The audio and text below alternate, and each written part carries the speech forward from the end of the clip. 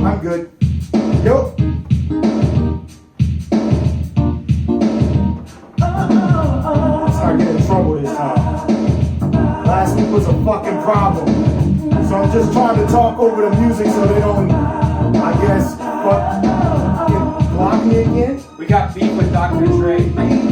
I don't want beef with Dre. We got beef with Dr. Dre. I don't want no beef with Dre. So today we cooled it down a little bit. But we still got beef with Dr. Dre. Welcome on that bullshit podcast. Ain't never been friends, hey. Can't you see how much I'm really loving? You know about the verse. Well, You know about the verse. Oh, yes, I know. YNB. I hear shit he said. Yes, I know. We don't really have the mics. Yeah, I know. He knows not to try to speak up at this point. It's all good. We working on it. We good. Yeah, there we go. Good shit. Good shit. We don't want to go too long. Yeah, because last week was a pain in my... And now we got beef with Dr. Dre. Oh my God, don't say that. Because, like, what if Dre is like... Never mind, Dre ain't fucking... You don't think you can take Dre? Oh, no, I fuck with Jay. I just don't want to burn no bridges. Especially with Dr. Oh, yeah, Dre. no. We got beef with you, but still pay us. Like, we really need some money. Why would he give us money? I don't know. He's got a lot of it. You think he's just generous like that? I hope. Hey, yo, the Cash App. Hey, yeah. $ Young Judge Wing. Hit me up, Dre. If he hit you up, bro, I'm going to be so pissed because I work so hard. And all you do is eat, sleep, and shit. And it's like, dog... It's like, dog, if this motherfucker would have shipped this nigga some money through Cash App, bro, I'd be, like, really tight. But I know you my brother, so you'll definitely, like, break me off. Yeah, I figure you look like... I'm so unemployed. I can't afford to break people off right now. Are you Jewish? Oh, God, no. Oh, my God.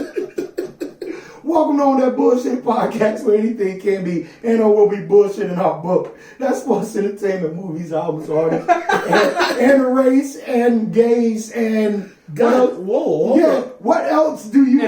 It's not an anti-Jewish thing. It just sounds like a lot of work. They got so many candles to light, like, on their holidays. You see what the fuck I'm saying? That sounds like so much work. It's just bullshit, you guys. Shout out to all the Jews out there. Shout out to all the Jews out there.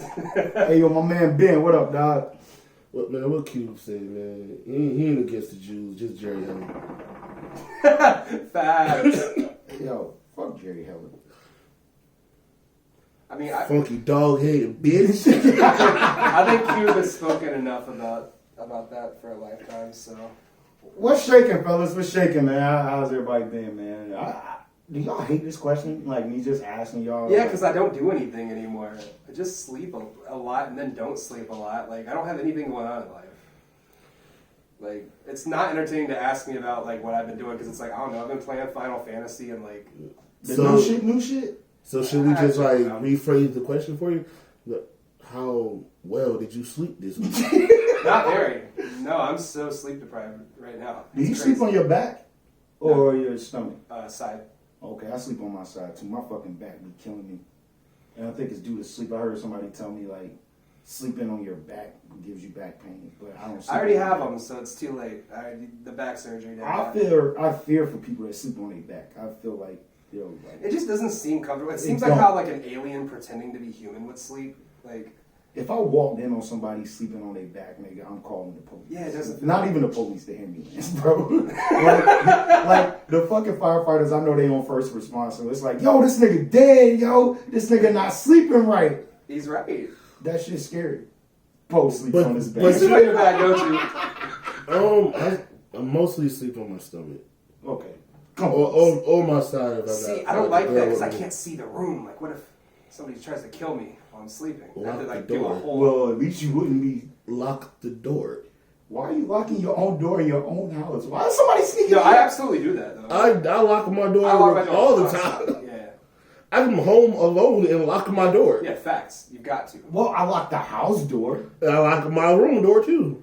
Oh, y'all making sure don't nobody fuck y'all up. Yeah, that. Hey. Y'all ain't trying to get... Never mind. It's too early. I'm not going to do it. I'm not going to do it. Yeah. Ain't nobody coming from up. No. Hey, see? I almost went the same place. So yeah. Bo, how was your week? Or how well did you sleep this week? Yeah, how'd you sleep, man? I didn't sleep well because I was sick most of the week. So like I kept having to get up and Oh shit, you couldn't got the corona. breathe. No, that shit. No. Hey, yo, somebody beat us to it, too. No, I had the Heineken. What you mean? But no, somebody beat us to it. Y'all heard Oh that? yeah, no, yeah, it's here. It's here. Yeah. It's here. That's some Why are you bullshit. so happy about that? If it kills me, I don't have to get a job. Why are you so? Your fucking mindset of Why are you, thinking like- is fucking dope. Because Hold on, crazy hold on, thing hold on, is, hold on. Glass half full, my guy. What is your artist name? I don't know. I haven't got that far. Cause he. I'll make it up when I actually like. I'll make it up when I get music. Cause you know how they got Memphis Bleak, bro. He gotta be Austin Bleak, bro. He bleak as hell. I don't know who Austin is. No, it's not. You know how Memphis Bleak ain't from Memphis? It's just a place. So is Austin. I guess. Why am I in Texas? I don't want to be in Texas. That place is terrible. You know why I said Austin. I know. Trying to keep things separated so like no future employers find this. Just keep it at Gus. damn. Yo, y'all are funny, man. Atlanta Bleak.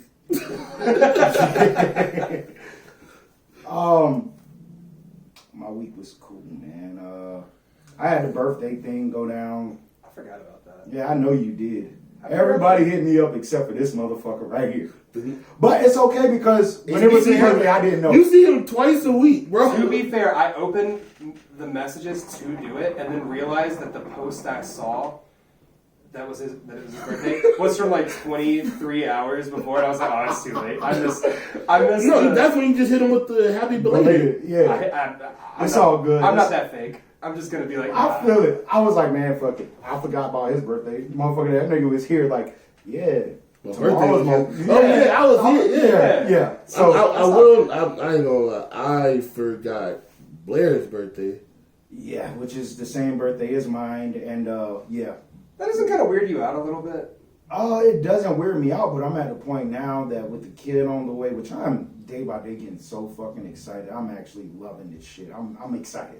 But at the same time, the birthday shit, yeah, my birthday's over, bro. My birthday has been over for, we've been together 6 years. My birthday's been over for at least 4 of them. At the same time, it's a headache, bro. Because it's like, babe, what are we going to do for our birthday? It's like, bitch, it's my birthday. You do whatever the fuck you want to do with your birthday. Like, and then it gets down to the point of, oh, well, we can plan this together. We can go out to eat. All right, cool. I'm not paying for shit on my birthday. And I'm not going to let you pay for shit on your birthday either. You get what I'm saying? Such shit cannot be paid for. So we got to figure out somebody to take us out to eat. Y'all better bust some suds. Shout out to my madre. Now, this is when I officially knew my birthday was over. My mom, for the last 2 years, would always give me some money and a bottle of Kraken. She comes in with this fucking red ass bag and it's big and hefty and shit. She's like, yeah, so I got you guys a gift. I created it. I'm like, okay, cool. All right. I said, so where's the Kraken Bob? She's like, oh, I didn't get you one. So I'm like, oh shit, yeah, funny, huh? Yeah. All right, cool. Go through the joint. I'm like, babe, go ahead, open it up. It's a pillow with our face up there. Very creative, some dope shit. But at the same time, I'm like, yo, ma, like, you really didn't give me a Kraken bottle? So, like, I'm feeling a certain way. Then my mom pulls out, you know, like, they put money in a card. Nah, my mom just pulls out the fucking purse, counts money, boom, boom, splits it. Here y'all go. I'm like, yo, what do you mean, there y'all go? I want my shit in full. Like, why are you giving her anything? You're the most entitled person I've ever met. It's principles to this shit, man. It's principles to this shit. No, bro. Once you're like You 22, split everything now. You put a ring on it. not only that, Under but dig that. But even we're talking single- about a birthday. bro, even Y'all single, split everything. Your birthday the same day. even if you're single, You fucked up. you're a grown ass man. Birthdays are over at like 22 anyway. Like Yeah. after that, it's just an excuse. Then to I got a continue late your call. alcoholism. Then I got a late call from my grandma, and I was like, yeah, this shit's definitely over. Then I look at my girl, I see the pregnant belly and everything. I'm like, yeah, this shit's definitely over. Hey, you a grown man. It should have been over years ago. I mean, I don't know. It ain't. Oh, my mama makes sure I have to go to my mama's house for my birthday because she gonna make me my favorite meal. She gonna make me the cheesecake, and I have to go by. That's your meal? That's your meal. I said, No, it's the meal and the cheese. Okay, all right. I'm about to say, yo, I'm gonna say, that's the meal. that's not a good meal, bro. Yeah. I see how you're keeping your figure.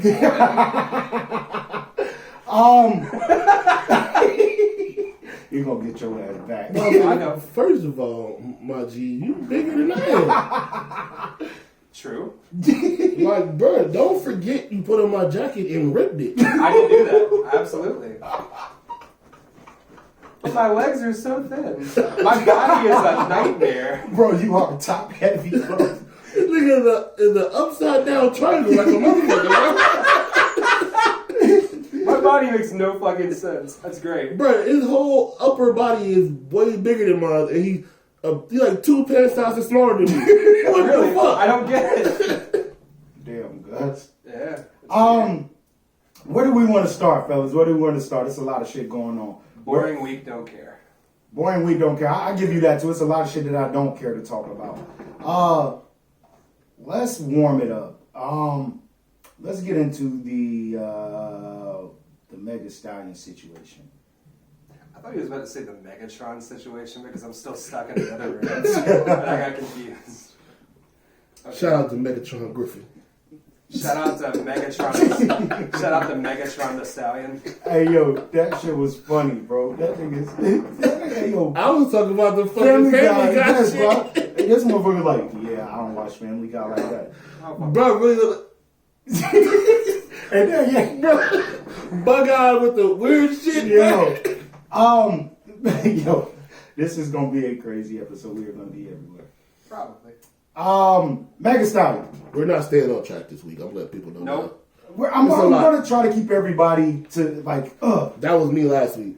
I'm not there. I'm not there this week. I'm gonna try to keep everybody intact. I'm I gonna just try. go with the flow. Do- Really. It's fine. Poe, since you are like big into like the industry more than me and Gus, can you break down what's going on with Mega Stallion's situation and like give us a rundown, or if you got a snippet of her bitching and complaining?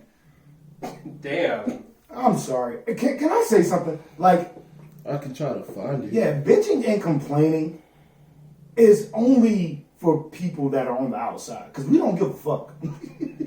We don't. So I've been told that I use certain words very loosely.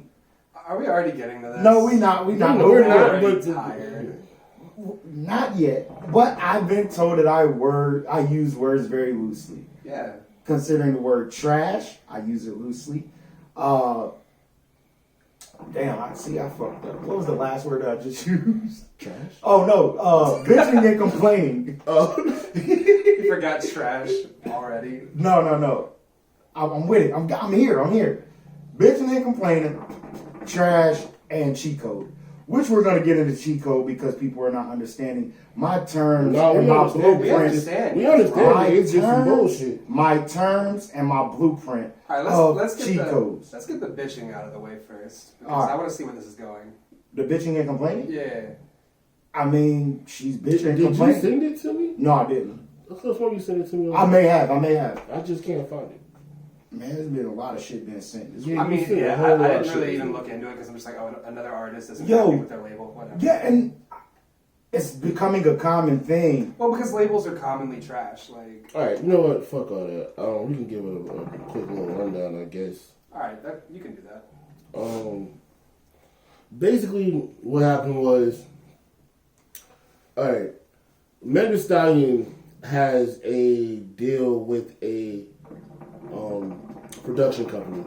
Pretty much what that means is once you sign to them and then you sign to your major, anything that comes out has to be written off by them. They have to clear it for the label to actually put it out. You work very closely with them. She decided to change management and went to Rock Nation. Rock Nation pulls her contract, and she said she wants to renegotiate shit because there's certain shit in that contract that she didn't see. I personally don't believe that. I think it was all good when she signed it because she's trying to get to where she is now. Exactly. And now that she's bigger, she feels that she has leverage to get more. Isn't that how it should work? If you put it yes and no. Like it should, but not right away. She's not doing her first contract yet. She has not dropped an album. But I believe that is dropping tomorrow, right? I believe so. But that's only dropping tomorrow because of like she went to court for it. Yeah. The company tried to say no for her. What was it? 1501. That was the name of the company, right? Yes. 1501. At the same time, from what I got, she's in a 60-40 deal. Yeah. Where of course, is that a 360 deal though? Or is she in a 360 deal? That's my first question. I haven't seen the contract, but no, that's so a 360 deal. Pretty much what that means is any money you touch, they touch. So let's say you get you sign something, you get a 360 deal, and you get a sponsorship by Kraken. Shout out Kraken. Whatever Kraken pays you, the label gets a split. Okay, got you. So 360, they touching all your money. Yeah, that's not a good deal. It is, and it depends, because if they're touching all your money, they are going to get you more money. They have a lot of stake in you making more money. Right. So it's a double-edged sword. Yeah. So I don't know if she's in the 360 deal, Okay. but I know whatever money that she's getting, that she does have to split with them is, they're getting 60% of it. And they're saying that she generated over $7 million. I believe I read that she got about $7 million, but she's only getting like. She said like 10,000 or something. Yeah, it was like 15,000. Yeah, it was like that is a gank out the ass. Yo, are you serious? But I'm gonna keep it. Let's keep it a buck though. The way a good business and a good artist should go. Hey, I found you. You are, pretty much a nobody on the come up. I believe in you. I'm gonna take my chance on you, because pretty much what that production company is doing is they're fronting you all the money you need to become what you want to be. Exactly. So what a lot of people do is once they get to a level where they want to be, they try to kick them right out the motherfucking car. Like, nigga, I don't need you no more. Yeah. But what you should want to do is, because they already believe in you from the jump, and they're going to continue to believe in you, is, let's finish out the contract. You see where I'm at, like, hey, let's negotiate this. What they'll do is when you get to near the end of your contract and they see how far you've come, they're going to be willing to negotiate because they don't want to lose you. Exactly. And that's where I was at with it. That's pretty much what I got from it. So they was like, she changed management with Rock Nation without telling them, which necessarily she doesn't have to, but how closely you actually are supposed to work with that, that's a conversation that should have been had. I agree. Now, who's at fault in this situation? Because Jay Prince just got involved, and she's from Houston, right? She is. And that's pretty much Jay Prince City, right? Okay. So, they're coming out, 1501, I can't remember the manager of that company.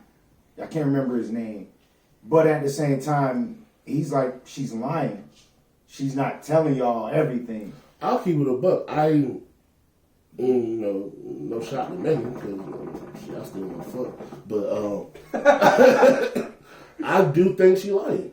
I believe so too. To an extent, though. For me, I'm kind of automatically on the artist side, just because, and I get that, but look at it. Let's look at the Lil Uzi situation With Drama. Also dropping this month, right?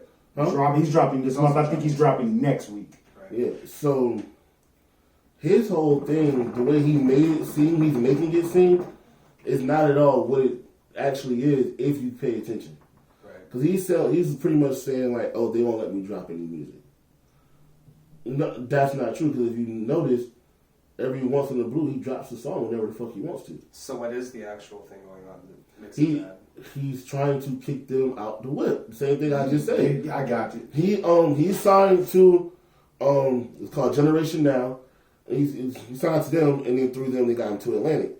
He feels that he's a bigger artist, that he doesn't need to give them their cut anymore. He wants to kick them out and only deal with Atlantic. So basically, a lot of the stars right now should have probably stayed indie or indie-ish, and they didn't, and now they're trying to kick out the person. But what I'm saying, without that push, you don't get where you are. Exactly. I don't see it. Not in every case, but I think now with the internet and the way things are, there's a lot more self-promotion. There's a lot more people that can't. I get it, but it don't. It's even harder. It's though. different. You can have a fan base, but I me- don't think a label's not going to get behind you. Like, you have to have somebody pushing and setting up and giving you the funds to do everything that you need to do online. Let's look at it like this. Let's say, so I have my company, right? And I signed Simba. I signed Aquan. And I get him to make the Stallion status, the baby status, right? Yeah. And he gets to that level and be like, you know what?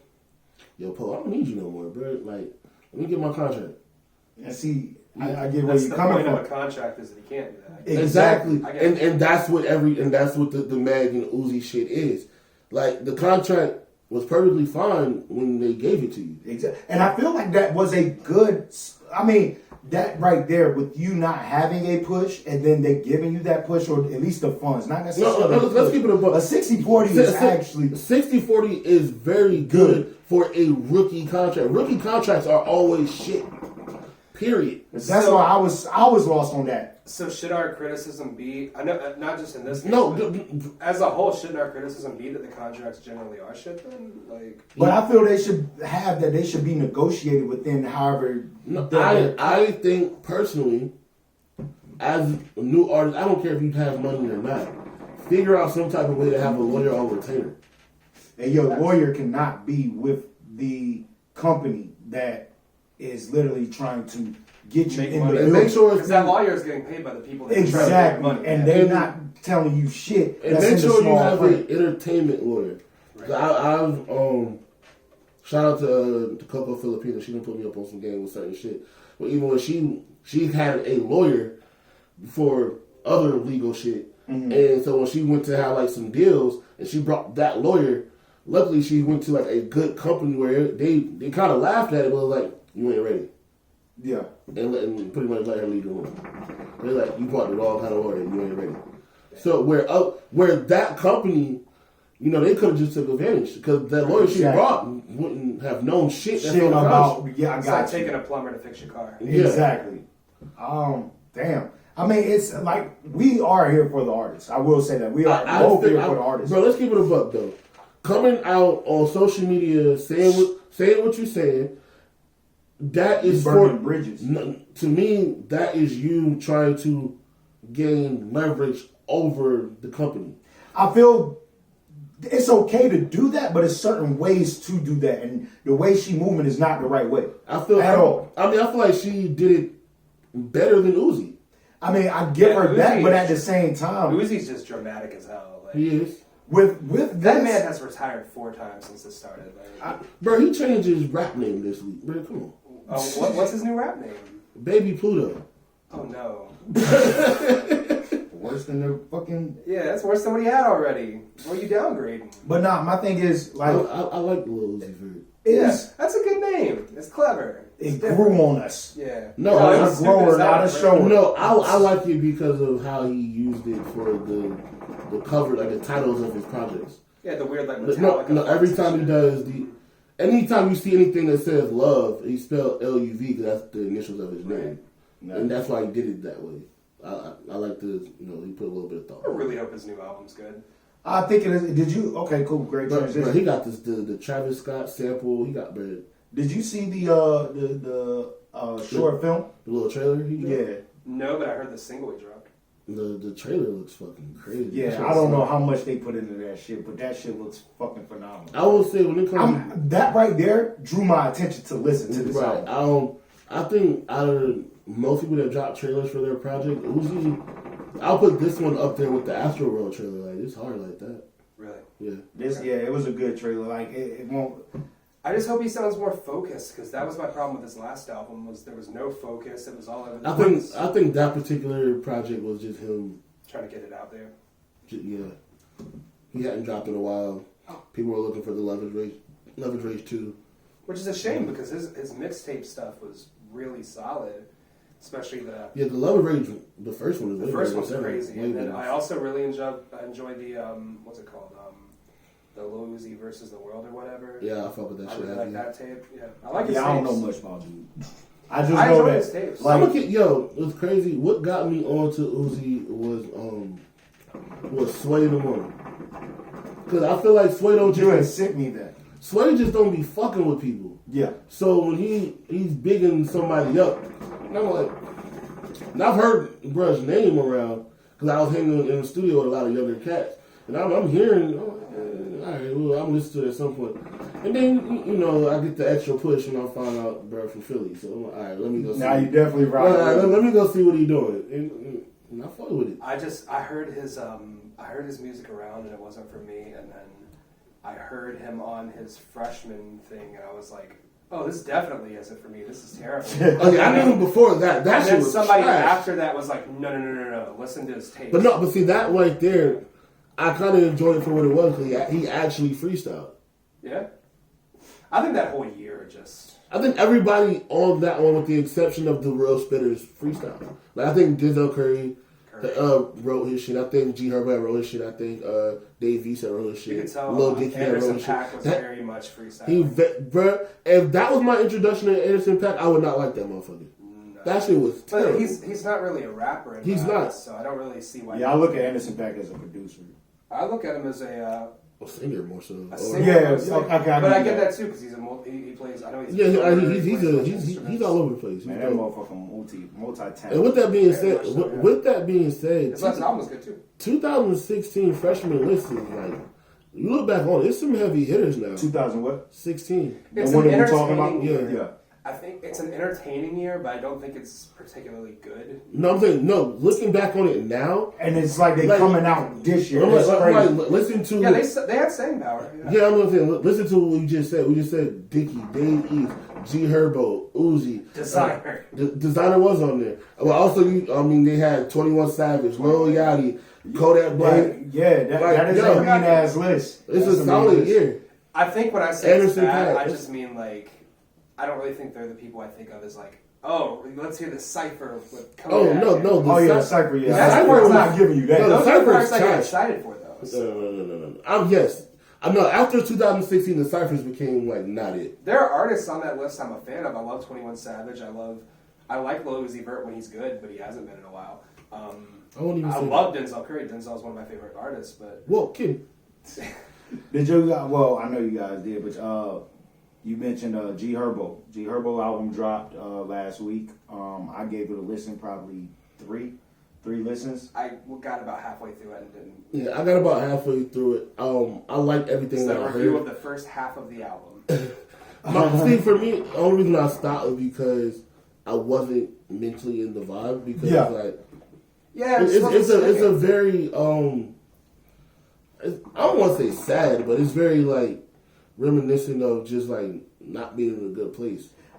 When I heard it, I just was like, one, I'm not a fan of him, so I don't go looking for his music. But I was like, I'm gonna give this a listen, along with Lil Baby. I listened to his So album. let me ask you a question before we go to Lil Baby. Well, no, I won't go into Lil Baby yet, but I'm still on GHerbo. GHerbo is one of the younger guys. Like, realize GHerbo's only 23 years old. That nigga look like he old as shit.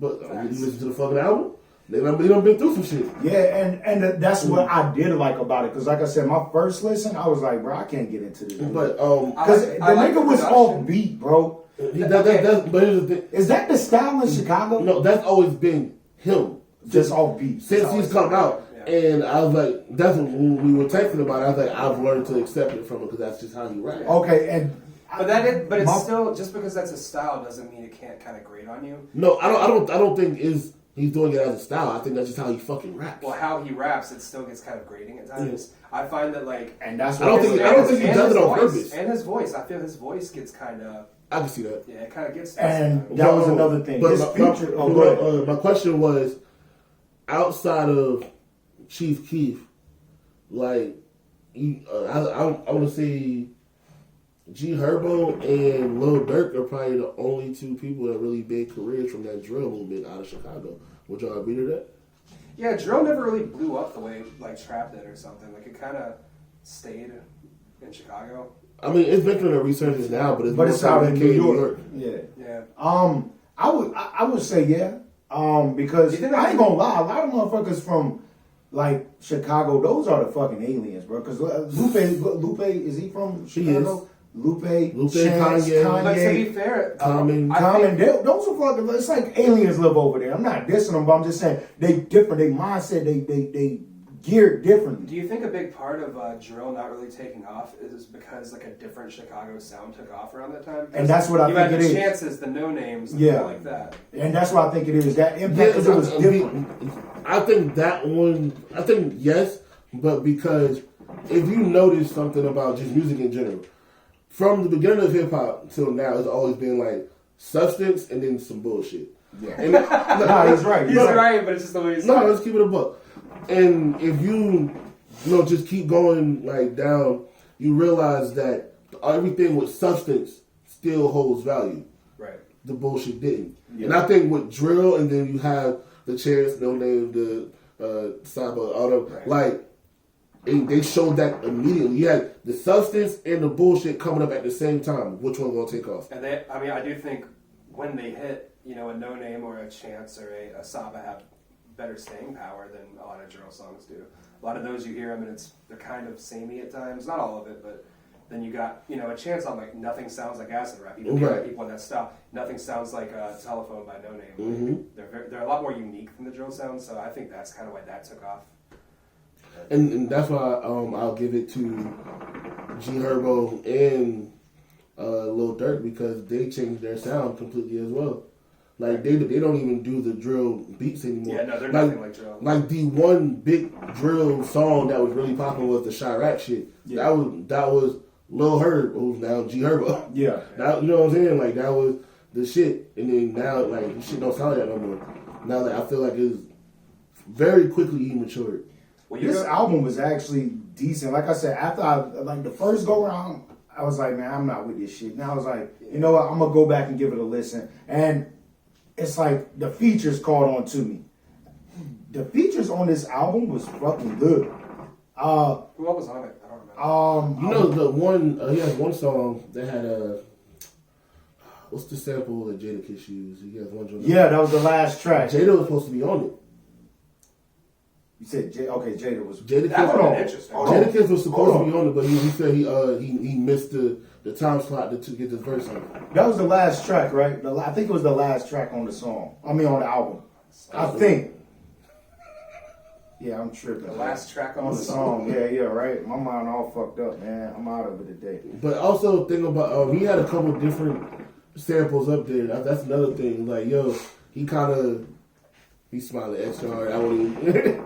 Not, but I think it also shows that he's paying homage to the older cats while still being 23 years old. Like he has some shit that people older than us is gonna fuck with, and the people who know him from the drill movement still fuck with. You know what I'm saying? Right. I feel like he's good. Like right.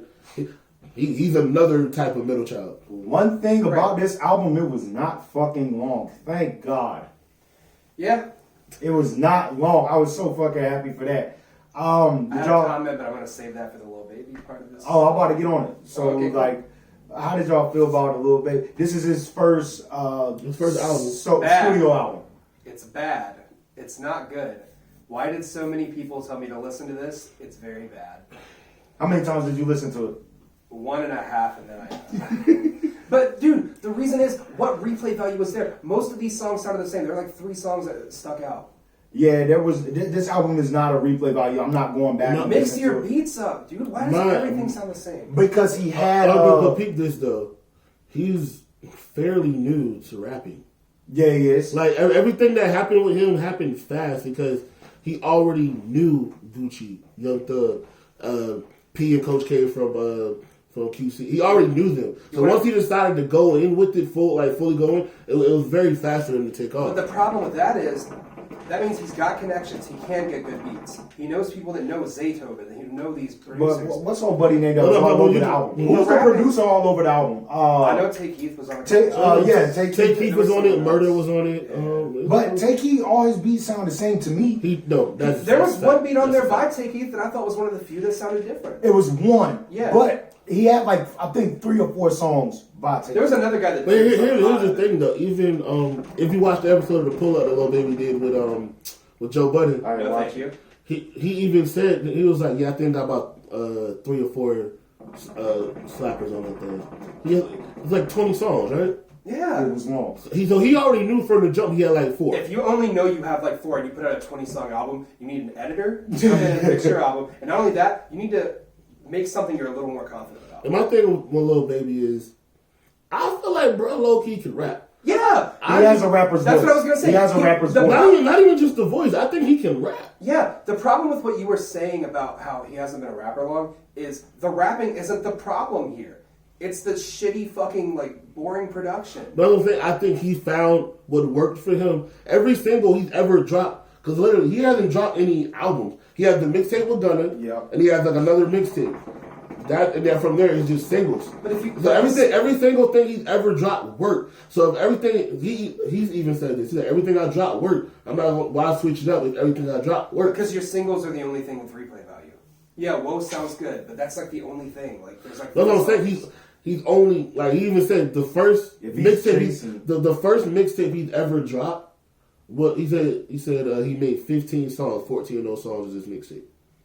So he might be doing the same type of shit, like, yo, this is my formula for every song, so I'm just do that for the whole album. Well, then he's gonna fade off. Yeah, no, because he even said he felt like he made what would be an album of singles.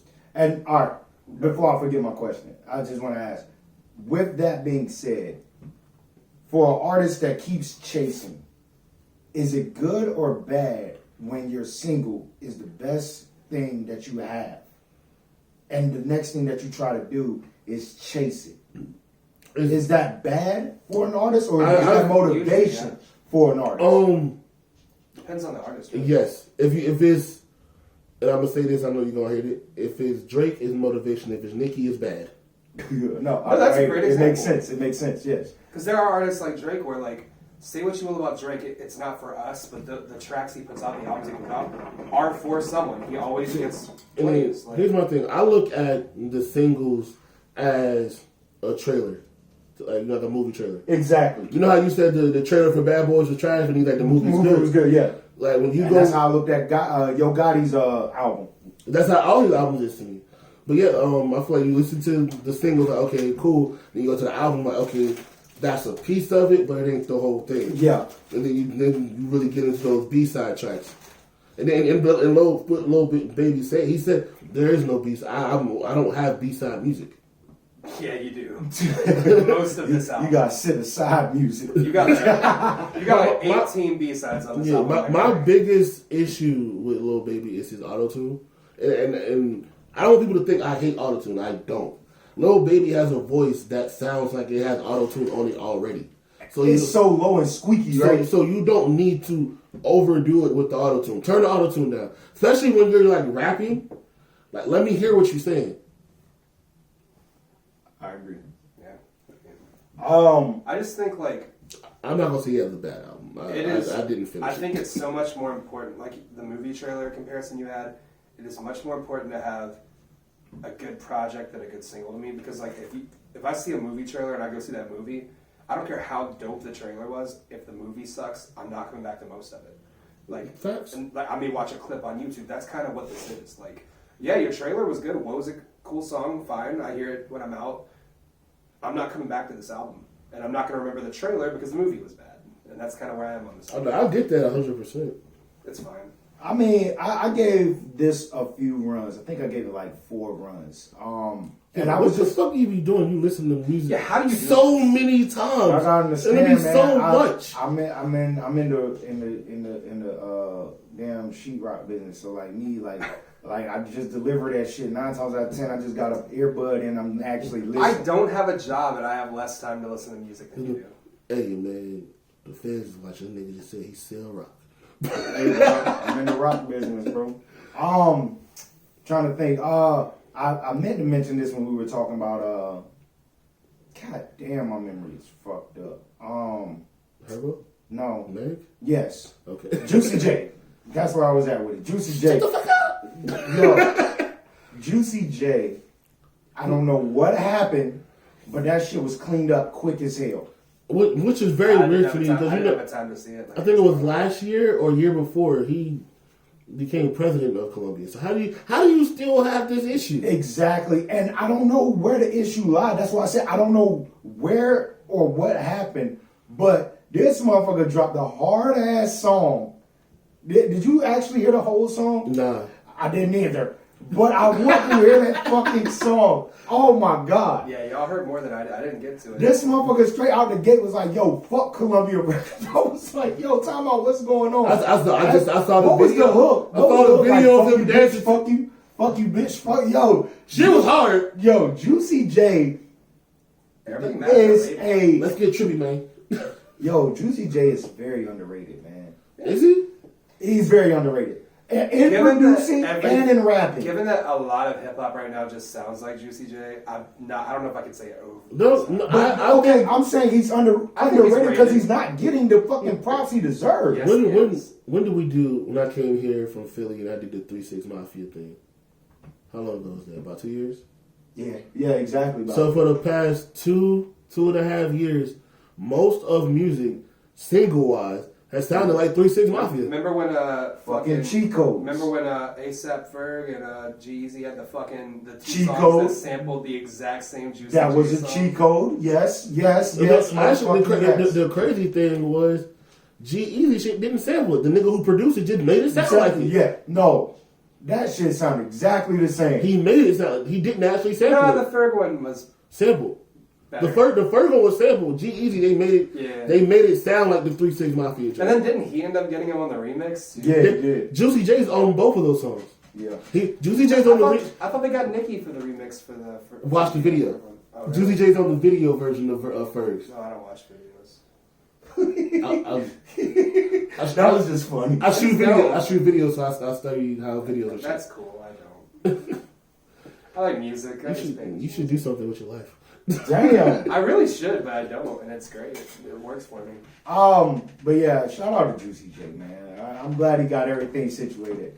Who's a better producer, Juicy J or DJ Paul? DJ Paul.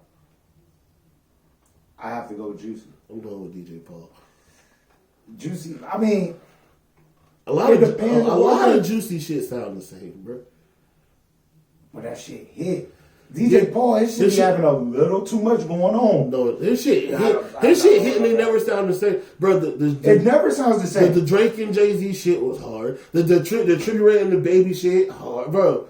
He's making everything that he's dropped as of recently, help what people do shit, has all went at least platinum. I'm gonna be honest. If we're going back to our conversation last week about producers, I'm looking at him the same way I'm looking at Manny Fresh when I make my list. And look, me and him had a conversation, and I also, like, when the names was rolling through my head, I couldn't get this nigga name out, so I do have to give props to Teddy Riley, because that nigga's a dope ass. Actually, I want to say, not yet, but give it a couple years. I'm giving Kenny Beats, just because none of his shit sound the same.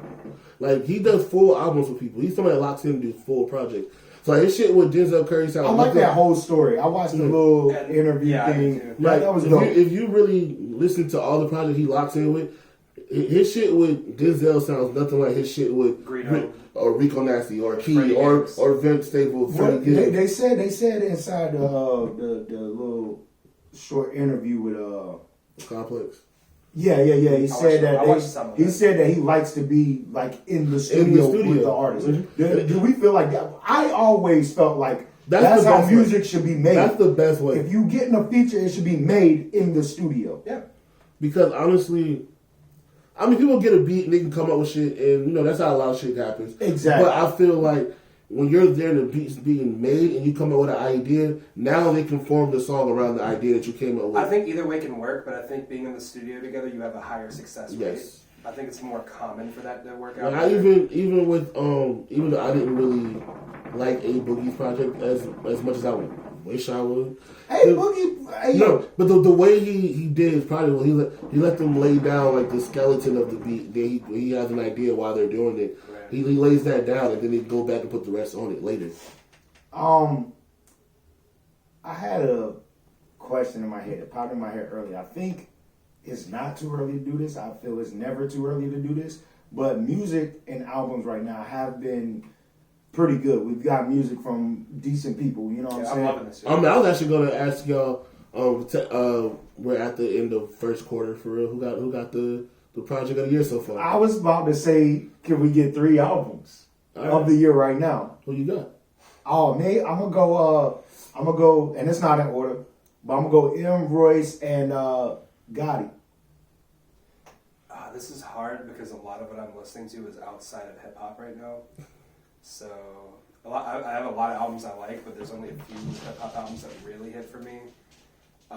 The Mac Miller joint, for sure. He has another one coming next week. Next week, yeah. Is it a deluxe? Yeah. Yeah, it's just a deluxe. That's why I didn't get excited, because I'm like, but yeah, Mac Miller, Royce, and what else dropped so far? You had Wayne drop. You had you had the 2 Chainz joint drop. You had hey, did your boy what was the Astro World? I mean, not Astro World, but I can't think of that nigga name. Travis Scott. Him and his group dropped this year, right? Yeah, the Jack Boys joint. Didn't care for it. Okay. There's a lot of stuff I like, but nothing that I'm gonna like. Oh, this is gonna be top 3 for the year. 'Cause Yeah. There's so much more coming. Yeah. So for me, really, the only 2 things that like, there's stuff I could put in there. Like I enjoyed this, I enjoyed that. Yeah. The only things that I see sticking around until I make a list is Mac Miller and Royce. Are we talking about just from the top of the year, or are we doing like how the Grammys do it? I'll They go from do top of the year because I of the year? can't. All right, then. The only reason I said that because I wanted to throw Game in there, but I know. I'll give you that. You give me that. Game, Royce, and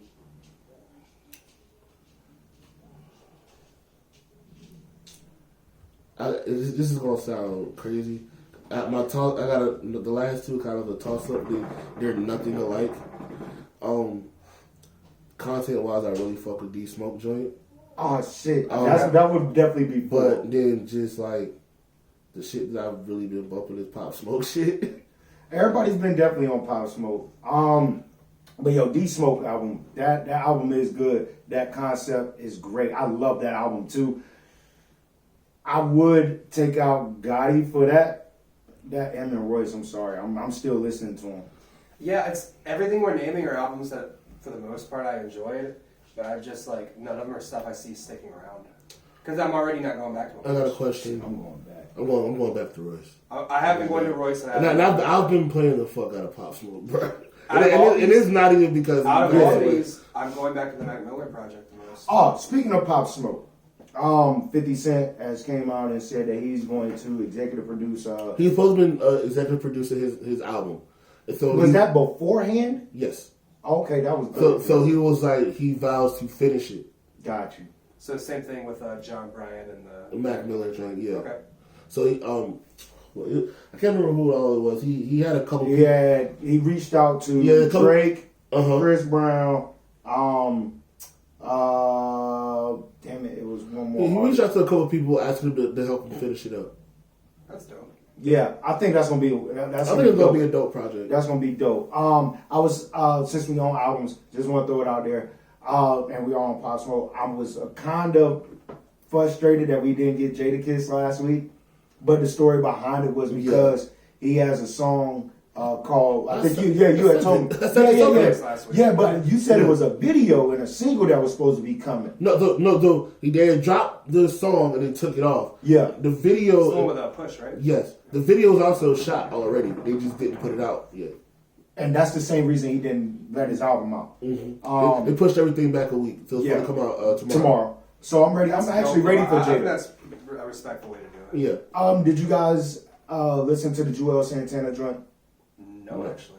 I mean, the song you played for. Yeah, and if I could get that snippet up, yo, for a nigga that is ain't got no teeth.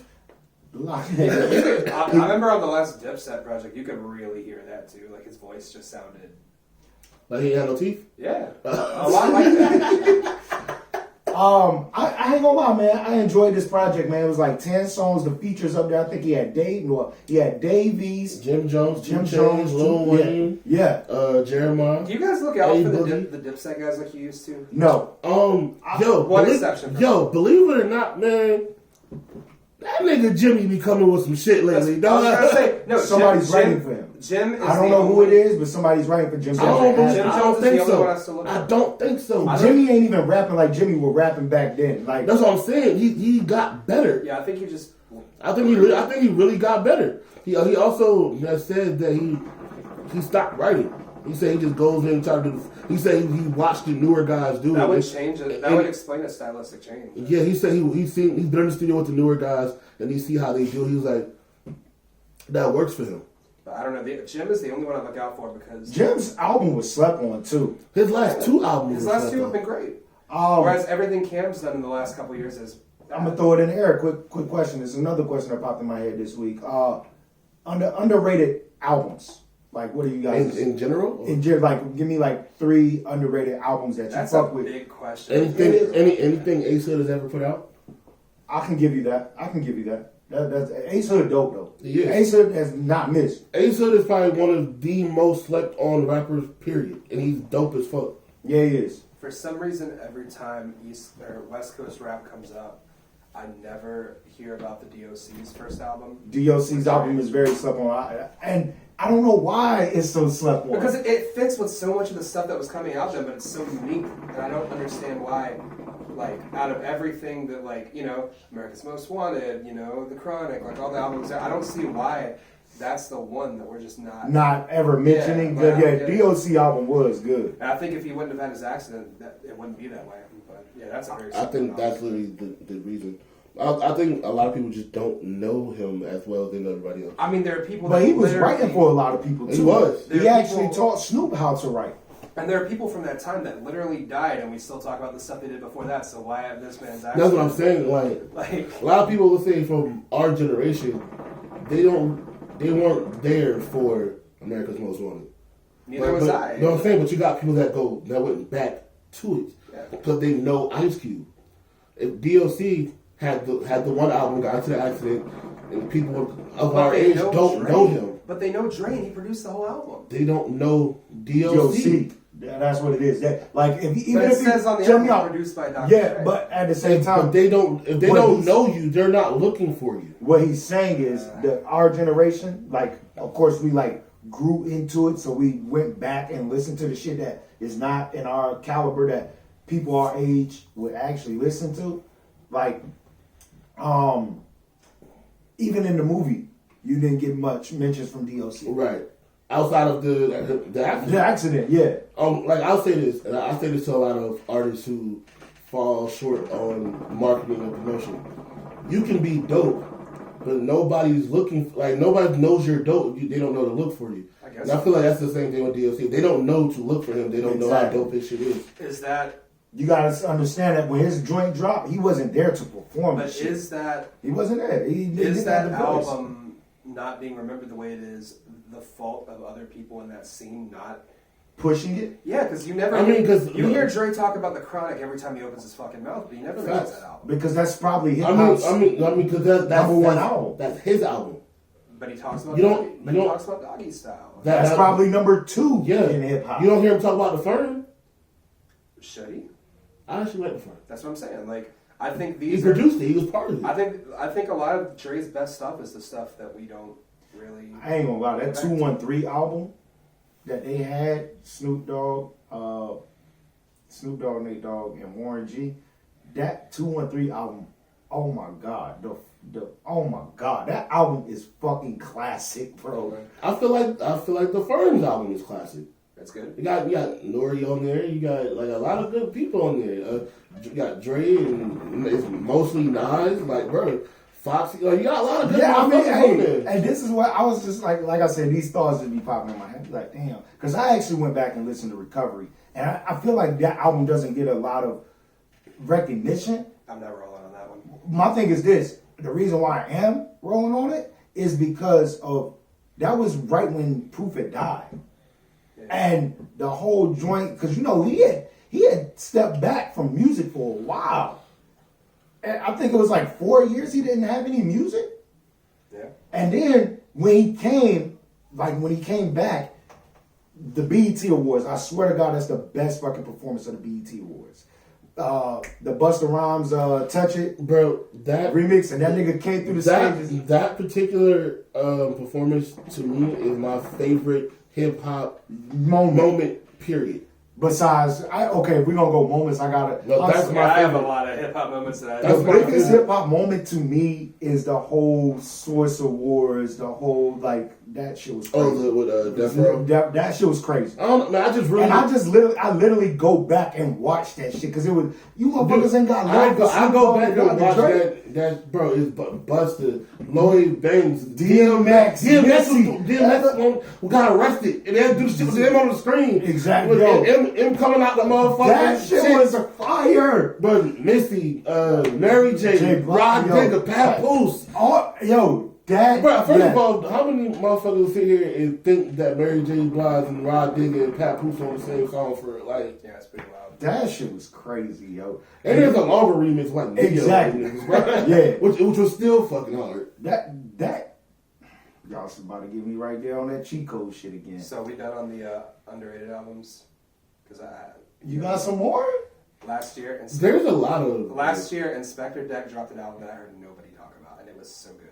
I did not know that. I didn't know that either. Deck dropped 2 albums last year. One is with his group Czarface. Yeah, I do remember the that. Czarface Ghostface album. Okay. But then that one was good. It's Czarface too. Inspector Deck might But be. then he put another one out, and he put one out towards the end of the year. It's so good.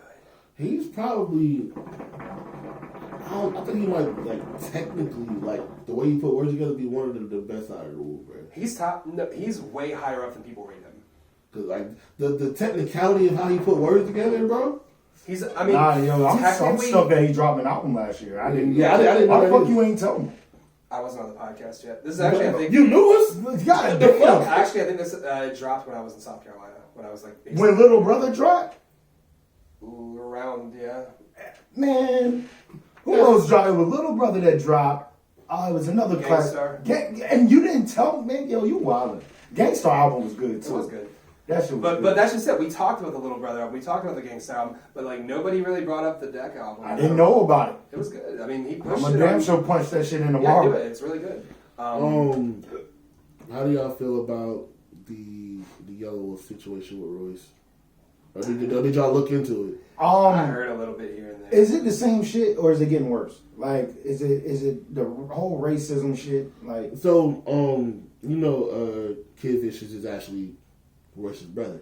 Mm-hmm. Yeah. So apparently, Royce had sent brother to go out to Alabama or wherever the fuck to work with Yelawolf, and the producer there, who's also white, was saying nigger, not nigga, nigger. Oh, no.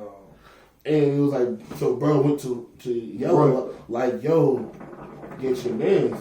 And Yellow was pretty much if you gonna be here, you gonna have to get used to us saying that. And he's while he was saying nigger while talking to him, with the hard R. Oh shit, yeah. You know what I'm saying? So when that's fucked. So when bro left and got back to Royce and said, I remember him telling me and said, what's what? He's he reached out and he was he never reached back. He felt like he gave him more than enough time to, come to say something about it. The fact that it wasn't just on site, man, fuck y'all. The fact that he was I took him to the side and talked to him about it. Then Royce tried to talk to him about it. The fact that multiple people have tried to be yo, that's not fucking cool. They could have easily just been yo, fuck you. And that's pretty much where it is. Because when that shit happens, when being white, I have been on job sites and I've had customers and stuff in my old job walk up and just be just dropping the word just flagrantly. And then when I look at them what? They just get more racist. It's just when it's just when white people and white people are together, that shit happens a lot. And it's so crazy. And I can never imagine being nah, but it's chill, just deal with it. That's crazy. Why?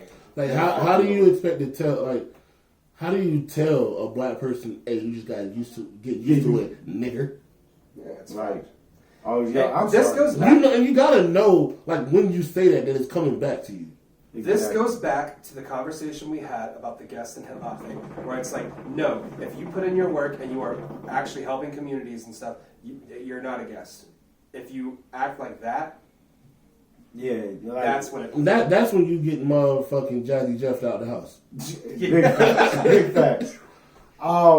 Yelawolf, that's a guest, and that's the difference between a Yelawolf and a Post Malone or an Eminem. I mean, and then they also have, Yelawolf is no longer on Shady. Yeah. And they were saying because him and him weren't getting along anyway, so once the contract was up, they let him go.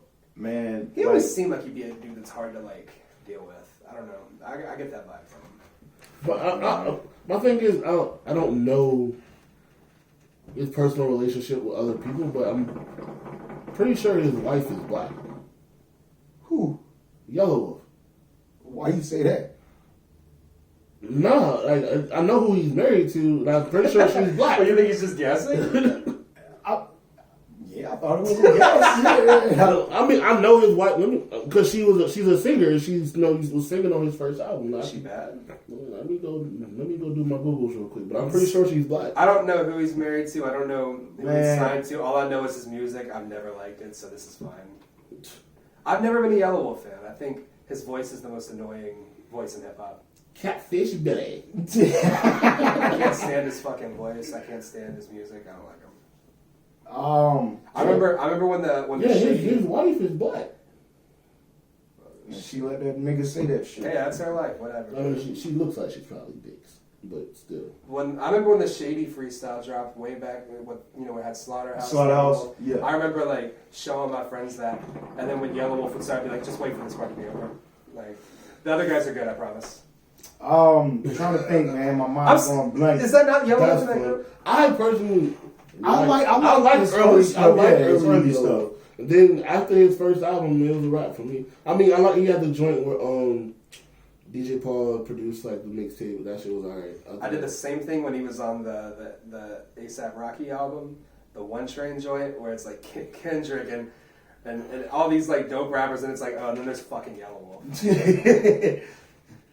His joint's alright. Yeah. The only you don't get to be on a track with Joey Badass and Kendrick and be like. No, I mean, my only time I didn't really like him being like on a lineup was his cipher on a XXL freshman cover. That was also bad. This man's whole career has been bad. Why do we care if he's like? We should I don't care about. We should have gotten him out of here. We should have gotten him out of here before we knew he was racist. Because he was already trash. Like, hey, that's why we gonna find that nigga outside of Kid Rock house, face down. Fuck. I had another. Also, yeah, fuck Kid Rock too. He's a Trump supporter. I'm pretty sure Yellow is too. Hey, I told you I was gonna let you get off, man. We gonna make sure you don't dive too deep. I want you to explain the beef between Chuck D and Flavor Flav. Break that down to us because I was Flavor Flav. Whatever you think happened, because I saw these people, because Bernie Sanders and Joe Biden are now the two front runners in the Democratic the shit would back that ass up being performed was trash. I don't even know who did that shit. Who was it? I don't know. It was terrible.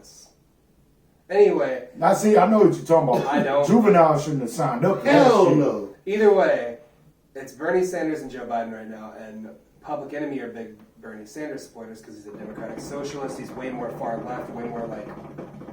I mean, it's Public Enemy, fight the power, like they're fear of the Black Planet. They've always been super far left, super, they're not exactly big capitalist, like, Democrat types. So when they, Chuck D, who owns the name, designed the logo, writes the lyrics, not just for himself, but also most of Flavor Flav's stuff, he decided he was gonna, he was like, okay, we're gonna do a free show for Bernie Sanders to raise awareness.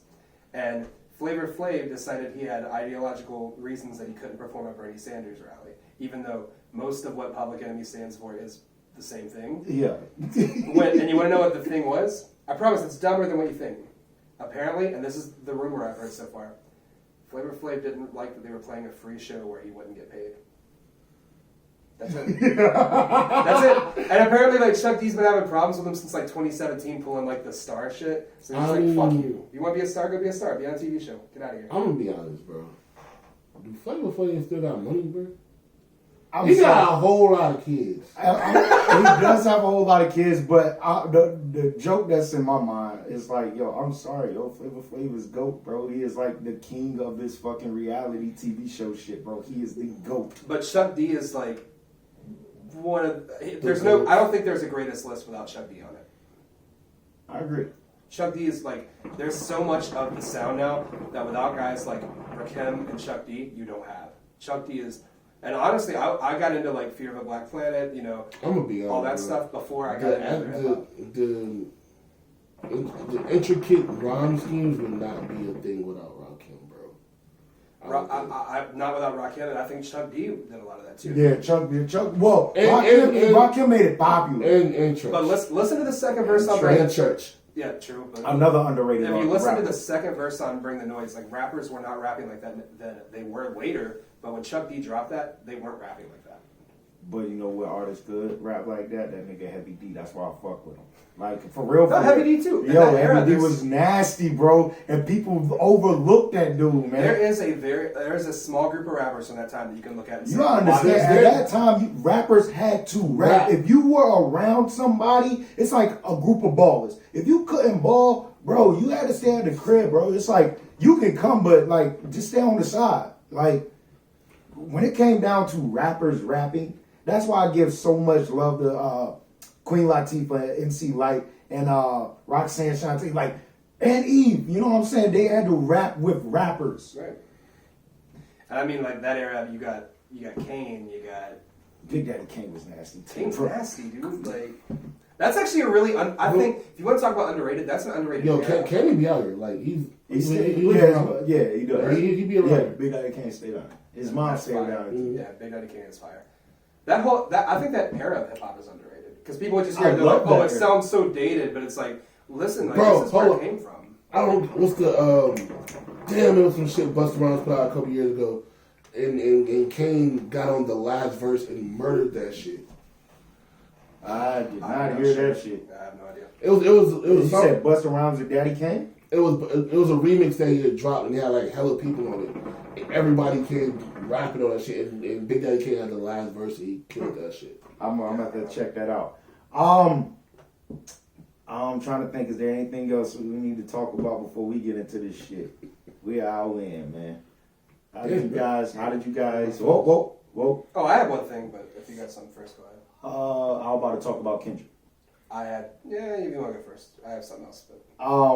I sent you guys something that caught my eye today. I do not remember the name of the website. It was what was it? It's some weird shit. It was like PG Lane. Yeah, PG Lane. I don't know what it is, what it stands for, but went to the website and I tried to read, and it was just like a little paragraph just talking about pretty much, we are here, we are musicians, writers, producers, all this other shit. And then it had a video underneath, and I showed you guys that video.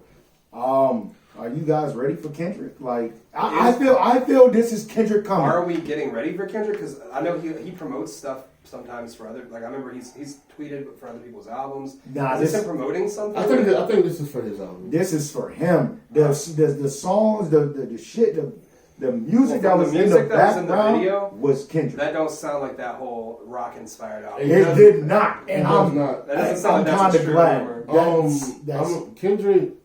It's been a while since I've really been excited for Kendrick. Kendrick is somebody that I get excited for once it's here. I'm not on my.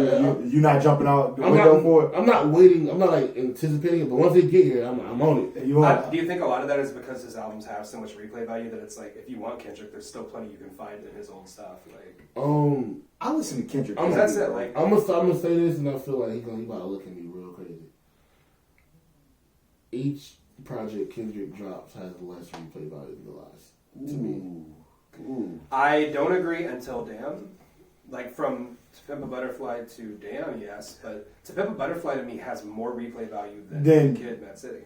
I agree. I disagree. And I think Good Kid, Mad City had more replay value than Section 80. No. Good Kid, Mad City. This motherfucker good as is shit, my favorite. man. Period. And with that being said, he has no bad project. He has no bad. I don't want nobody to get that misconstrued. Now but I think Damn was designed to be a more pop, more modern sounding album. So I don't think. I don't think there was no pop in that shit at all. That was straight raw hip hop. No, I feel like Damn was him. I feel like Damn was him trying to mix To Pimp a Butterfly with Good Kid, Mad City. That shit was fire. That was a great mix. Making me another batch. I'm with it. Was Damn a surprise album? If we can put our minds together, was that a surprise? Rollout. I do not remember a rollout for that shit at all, except for the Grammys. Isn't this Kendrick's time of the year? Like when he drops, it's pretty much around this time. I think at one point you probably could have had something like that, but I think at this point he's taken so long off. He drops whenever he drops. Yeah, that's. But the thing, I don't think so because when he did the Grammy joint, Dave Chappelle interrupted him. He did the what album is All Right On? That's on To Pimp a Butterfly, right? And then the next song that he played when Dave Chappelle was cutting him off, that was on Damn, I believe. I don't remember. I don't watch the Grammys. I watched that performance. Yo, Kendrick has by far the best performance of the Grammys. Like every time he performs, You're really throwing best on a lot of shit today. You want me to throw something else on a lot of shit today? I'm motherfucking loose with these words. Yeah. You know what? You wanted to get into something. Yeah, let's get into it. Did you hear about, this is some more industry shit, did you hear about how Denzel Curry came out in an interview and said that labels should have to pay for the mental health of their artists? Yes, and before he said that, so did Joe Budden on the Wale pull up. And after that, JPEG Mafia also came out in support of that. So where are we on that? I 100% agree. I feel that if you were to start up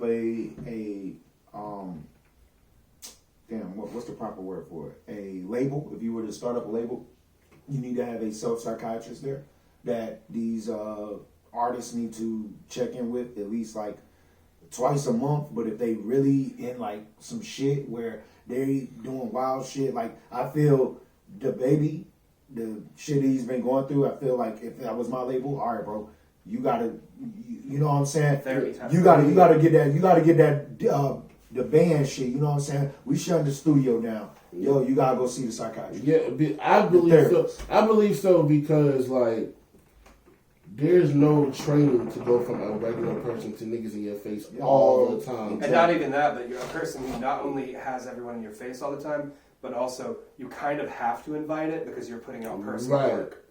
Like so, you have once you step into that, you pretty much have no personal life, and you have your personal time to yourself is very limited. Right.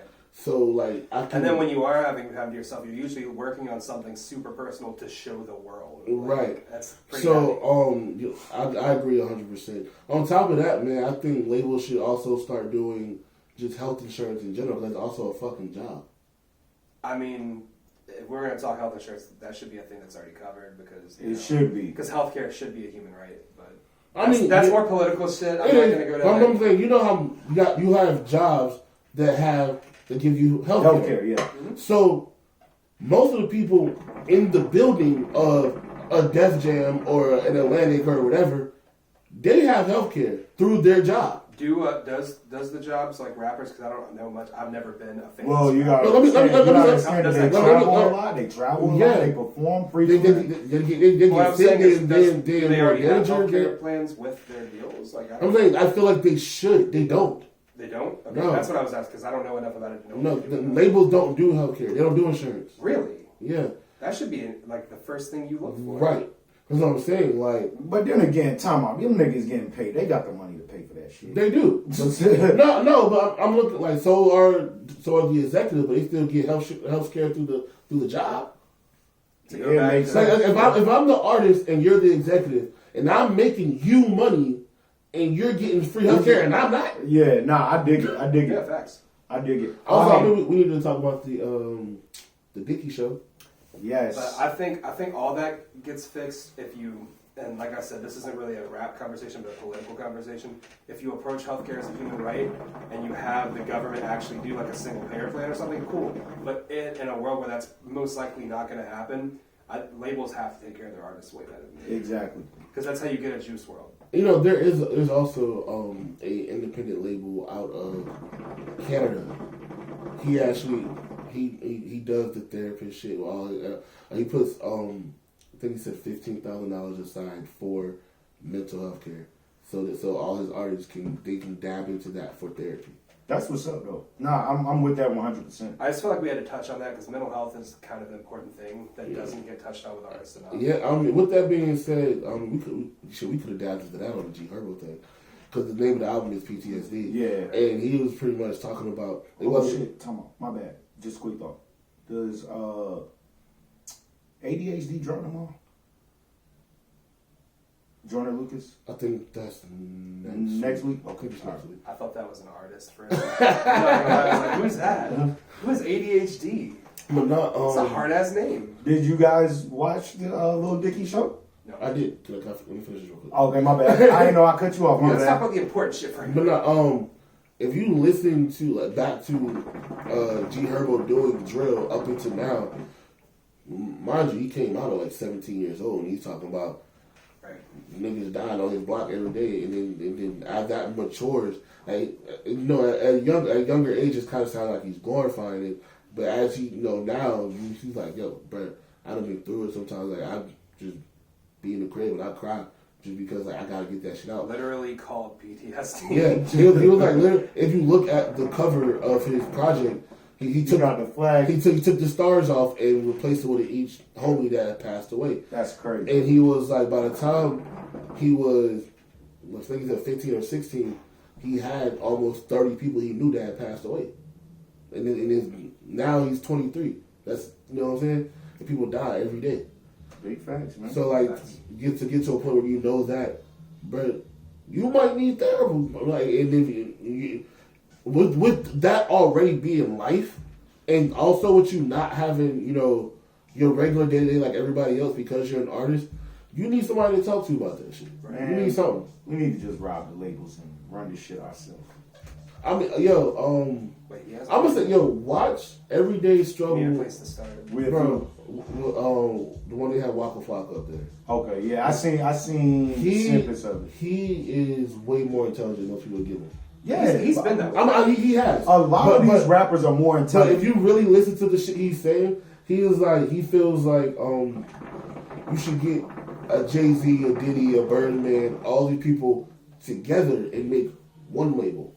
Why has that not? And that was his question. Why has that not happened? I believe there are monopoly rules about that, and there's just laws that say you can't. That's called No, monopoly. not saying. No, you're saying not put all their labels together. Just have one label. One label, 3 branches. Because once again, that's still covered under antitrust and monopoly laws. Companies merging and working together like that, you can only do so much. He was saying without it merging, just starting a new one with all of them being involved. The government's still going to give you trouble over that being a monopoly. If you have all the major heads of industry start something together that's a monopoly, it kind of takes away from being able to choose other. Like, it's kind of like if Disney owns everything, you can't choose other companies to watch movies from. I mean, Disney kind of does own everything. And then when they bought Fox, that became a big monopoly question, which the government passed because they're corrupt. But monopoly laws are supposed to keep it so you have choices, so you don't have to support one. Because I feel like there's just a lot of ways that can do that. I mean, I just feel like it would be dope to have a black-owned label that don't have a face to it. And what I mean by that, when you think of Bad Boy, you think of Diddy. When you think of Cash Money, you think of Birdman. You think of Roc Nation, you think of Jay-Z. But when you look at Atlantic, we don't know that. Like when people, let's say right now, like when Lil Uzi comes out and say he got a problem with the label, you immediately think he's talking about DJ Drama specifically. Like most times, the people whose face you even associated with ain't got shit to do with the business. Right. Exactly. The same thing we talked about with Eminem. M and Shady and how Right. they did Slaughterhouse, right? Hey, since we on this question, like 50 did come out and say that he would be willing to take the job of the CEO of Def Jam. Well, the CEO or president? What was Rick Rubin? That's a good question. I don't know. I think, well, like, do y'all see 50 actually dabbling into that and like Def making Jam it? needs a change, but where 50 is at right now, he's a great. I think he needs to stay where he's at. I don't know. So you think it'll damage him? I think, like I said earlier, 50 got so much shit going on that if he does this, it doesn't matter if he makes it or miss it. It's one of his many projects that, it's just another project. Yeah, he had a lot of projects. And not only I'm that, not gonna lie, bro. I don't. artists that I would put in that position, 50 has a good ear. Like I would. Yes, he does. But do we trust his ear in 2020? I believe so. I do. You understand? Yeah, I do. do. I feel it'll be a good move for him. Yeah. And it'll be a good move for Def Jam. I think DJ Khaled actually would be a good person. Yeah, DJ Khaled was in that position at one point. He used the A&R. And what did he do with that? I think 50 would. They let him go. I think 50 would be a better A&R for Def Jam than being. You know what I'm saying? Yeah. A lot of shit would be moving and pushing crazy. I think if Rick Ross decides to stop being a rapper, he would be good at it. I could see that. Just need somebody that's gonna be focused on the company, not trying to do music as well, because they'll be more focused on their own shit. Exactly. Let's get into the Drake 2 singles that he dropped. But you just skipped over the dick shit. Oh shit, man! Man, once he told me he didn't watch, I was like, "Fuck!" But nah, yes, Lil Dicky shit was fire. I'm happy I that forgot it was out. I was happy that the YG episode was the first episode. It was funny. It was funny. So it's good. Oh, it's funny. It's like, bro, this nigga said he wanted to watch. He's like, bro, I just gave you my whole life savings to do a song. You're supposed to do it like you didn't do it. He said, oh, my bad. it's like, I got you though. I got you next time. Just laugh. You good? Yo, that nigga looked hurt when he did that. He shit. definitely did. That show is gonna be bro. good. That shit is funny. The first 2 episodes, I don't think, as of right now, The first episode is better than the second one. it is, and at the same time, And honestly, it's because of YG to be. the YG's funny as shit. I like the little nigga with the dreads, bro. He's funny too. He's funny, bro. No, when YG hit her with the motherfucking hey, You fucking no, you need to give him that slick shit, no dry shit. Don't be taking that birth control. Yo, that shit. I am going to be tuned in. I'm definitely going to set my DVR for that. That shit was cool. It sounds like it's better than his music. Fuck Macklemore.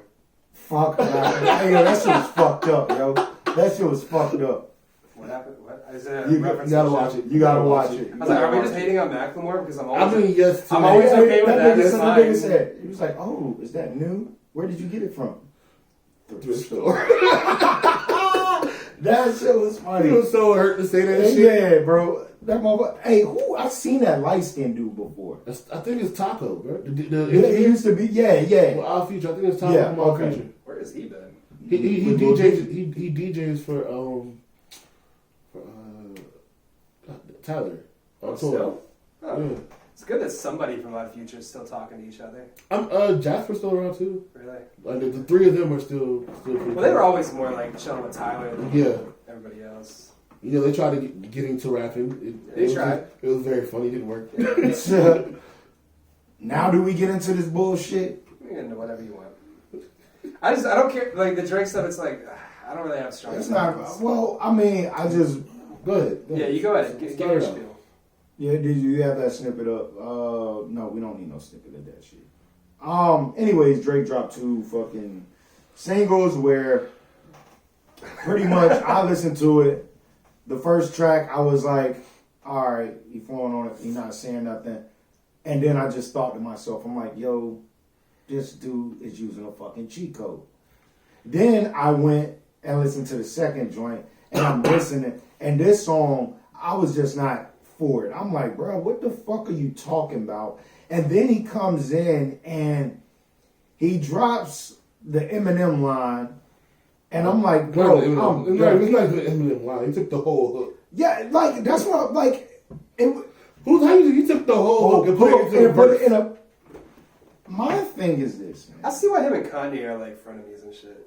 They do Bro, the same shit. But the shit is like, bro, Kanye got his daughter doing that shit. Now, did you see the shit? no, I did not, and I'm not tuned into Kanye, man. No. And fuck him in his little Kanye's inflatable foam shoes. But they look really good without. No, he had his daughter. There was a red hat He had on his it. daughter rapping at a fashion show, but it was pretty much like she stole the other little girl Zaza shit, the What I Do shit. Like the same exact little melody, you just changed the word. I don't know what you're talking about. Yeah, I don't either. Everybody who's watching this shit or listening, they gonna know exactly what the fuck I'm talking about. It's a little girl. She's been on Ellen and everything. Like she's like. I don't watch maybe Ellen or 4. fashion shows. She might be like 4 years old, and she's a rapper. See, this is rich people shit. Like I'm not watching Ellen. I'm not going to fashion shows. None of this. Fuck you, Kanye. Fuck Kanye. So, in the group message, I sent it out. And I was like, bro, this shit is a cheat code. I'm not here for it. And then I got a little backlash from the homies here. And they say that, yo, you use that word too loosely. Everything to you is a fucking cheat code. Like, I'm here to... Even your girl agreed, bro. And use the word too loosely, bro. I'm here to explain my blueprint of a cheat code. Anything that he likes.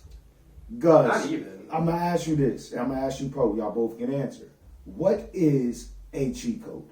Whatever you feel like it is in that moment, according to you. No. I'm dead ass serious. What is a cheat code to you?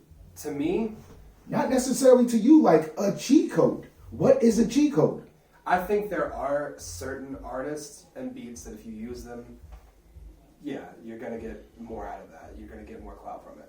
I get what it means. I understand that. Yeah, You no. put that on everything. Yeah, no. What is a cheat code? Where did the word cheat code come from? Fucking video games. Okay, what did it do? What did a cheat code do? Make cars fly and shit. It made you get to shit where you really didn't have to put in the work to do it. Right? So, with people that use cheat codes, the only reason I call it a cheat code because it's going to automatically bubble, it's going to automatically pop. At the same time, the fucking group, Pretty Ricky, they just sampled fucking Your Body. Your body all over my body. That is a cheat code. But the reason why I did not say it was a cheat code is because it's not going to do anything. That song is horrible. That shit is trash. I don't know. So, it's a cheat code. Yes, ask your question that you asked me out there. Yes. It's a cheat code if... No, this is a different question, I think. So, it's only a cheat code if it works? Yes, isn't that what a cheat code is supposed to do? I'm so confused. Why are you confused? Let me tell you why I have this energy to All right, let's get it. For the cheat code. Because he has accused me of using a cheat code before. Oh my God, you really gonna use that one track, that one song? No. Let me get this off. Okay, go I ahead. don't even know what we're talking No, because my thing to him, if some shit isn't Kendrick or YG, or D Smoke now, if he likes it, you gotta find a reason why he likes it. And that reason be the cheat code. No, all right. No. I get that because he's like, fuck, I don't like Drake, but this kind of hits. I guess that has to be a cheat code. I see Because No. they got a Jay-Z Yeah, sample I on see it. that now. So okay, now all right. I see. No. Because y'all not about to play me. Y'all not about to play me like you're playing like yourself. I'm bullshitting. Let's be real. I'm not a Jay-Z fan. The only song that I really do like is Song Cry. And at the end of the day, I feel a lot of people like that song Cry. Am I right or wrong? So it's a cheat code because he happened to use a sample of a song you like. Do you not like that song? It's a good song. I like Do you not like that song? I feel if we ask motherfuckers, do they like the song Cry by So how Jay-Z, come they're gonna fucking say yes. At the end of the day, this bum ass nigga Drake takes this fucking sample. What? What are you about to say? So how come we never hear this when Ty Dolla $ign drops? Because he's always on. Why is Ty Dolla $ign the fucking blame of it when no. Who on every shit that has been fucking so-called cheat code and or produced is been done by Hitmaker, which Hitmaker is known for sampling. That's what he's known for. So unless you want to go back to his rapping days when he was known for getting robbed for his fucking chain. So let's be real. And he had the Megatron chain, by the way. Yes. But at the same Megatron's the word of time, the my day. thing is this. Drake is a cheat code. Because one, don't get me wrong, there is things that I hear from Drake a while back. I'm not gonna lie, it's shit from Drake that I'm not in tune with. I don't fuck with it. But if I get a sample, don't get me wrong, I told y'all that the first song, it was all right. I did not like the fact that the sample was what I liked about the song, because we can sit right here. That nigga didn't say nothing fucking hot in that song. There was nothing memorable from it except for the sample. I like the song. I thought it was okay. He's right. He didn't say shit. He didn't say nothing. But like, You didn't get a chance to listen to it because we were talking over you. I eventually got you into the kitchen away from me and heard the second half of it, but it was. I didn't really pick out a lot with the flow or the lyrics are interesting, but it's fine. But that's just Drake. Drake's fine. That's what I'm saying. Like Drake is a perfectly average rapper. Are we really about to do No, this? I'm saying- Are we doing this? let's get off Drake. Let's get off of Drake. Okay. Let's get off of Drake. Throw out songs that you feel that I think is a cheat code. And I'm only talking about samples. Pretty much anything with a popping sample. Tory Lanez album. Yes. I mean, that whole album was a so cheat code you- and not necessarily by the samples. So For it's- him to go and grab every motherfucker that, and don't get me He wrong, I'm wouldn't not, grab people that's not even popping no more. and what I'm not saying is bad. I'm not saying it's good. I'm just saying it's a cheat code. These motherfuckers know what they doing. This is my You thing. telling me Tory and sit back and say, This is my you know issue. what, I'm No, gonna go listen, get listen. Ashanti. This is my issue with it. Because you just said a cheat code makes you get somewhere without having to put in the work. Exactly. So you telling me that he didn't put in work on that album? I think one of the big problems with this is it kind of devalues sampling. No, it devalues the artist to me. That's why I feel away. Well, I think the production To an extent, I'm not- because the sampling has always been about the sample smacks. I'm gonna fucking change it around. And do So this. I think let's take it back to what was the first Tory Lanez shit that everybody knew. Say it. Yeah. He didn't even know the fucking song and made it a bop, bro. And I understand that. And I want you to understand, when I use the word cheat code, all I'm saying is, yeah, but he used the cheat code to make that shit blossom the way that it did. He didn't have to do anything. If you take that sample off, it's not popping like it did. That's why I say I feel like it devalues what the artist does. Because that I'm takes sorry, away. that's It what it takes away does. from their creativity and their artistry. I disagree. The song can be fire, the song can be good, but at the same time, there's points and places where I am So able to say, basically, if niggas do anything that Any sampling. if anything that's nostalgic, it's a cheat code. no. Then in what case is it? Okay. No. I'm trying to figure out another way. Let me say this. We talk about movies. Yeah. You just said Candyman, it's a cheat code. What Candyman, the goddamn hell does that mean? well, I did No, say they're not redoing it. They're doing adding on to it. They're doing a continuation of Candyman that's coming out. And who's the director? Jordan Peele. It's My a cheat code. point is there are cheat codes to certain shit. There's lanes that this nigga can take. But instead of fucking calling it something else, he called it Candyman. At the end of the day, So just because he called it Candyman, it's a cheat code? bro, what I'm I saying, do get a little bit. what I'm saying is, Apparently, I don't get it because I'm not allowed to talk. bro, I kind of get because the whole nostalgia thing. I always, every time there's like a new Star Wars, there's a new Star Trek, they're making a new Jurassic Park, I'm always like, they're still You milking are a that track. geek.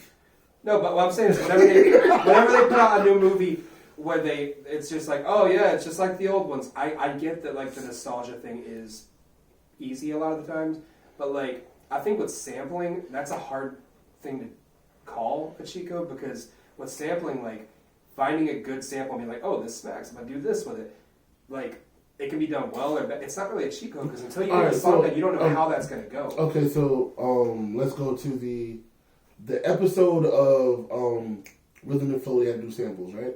yes. And there were ones where niggas didn't even hear the sample. Some people were criticized for not using the sample up to the ability that they feel like it could have been. And I want to know, how do you feel about that episode?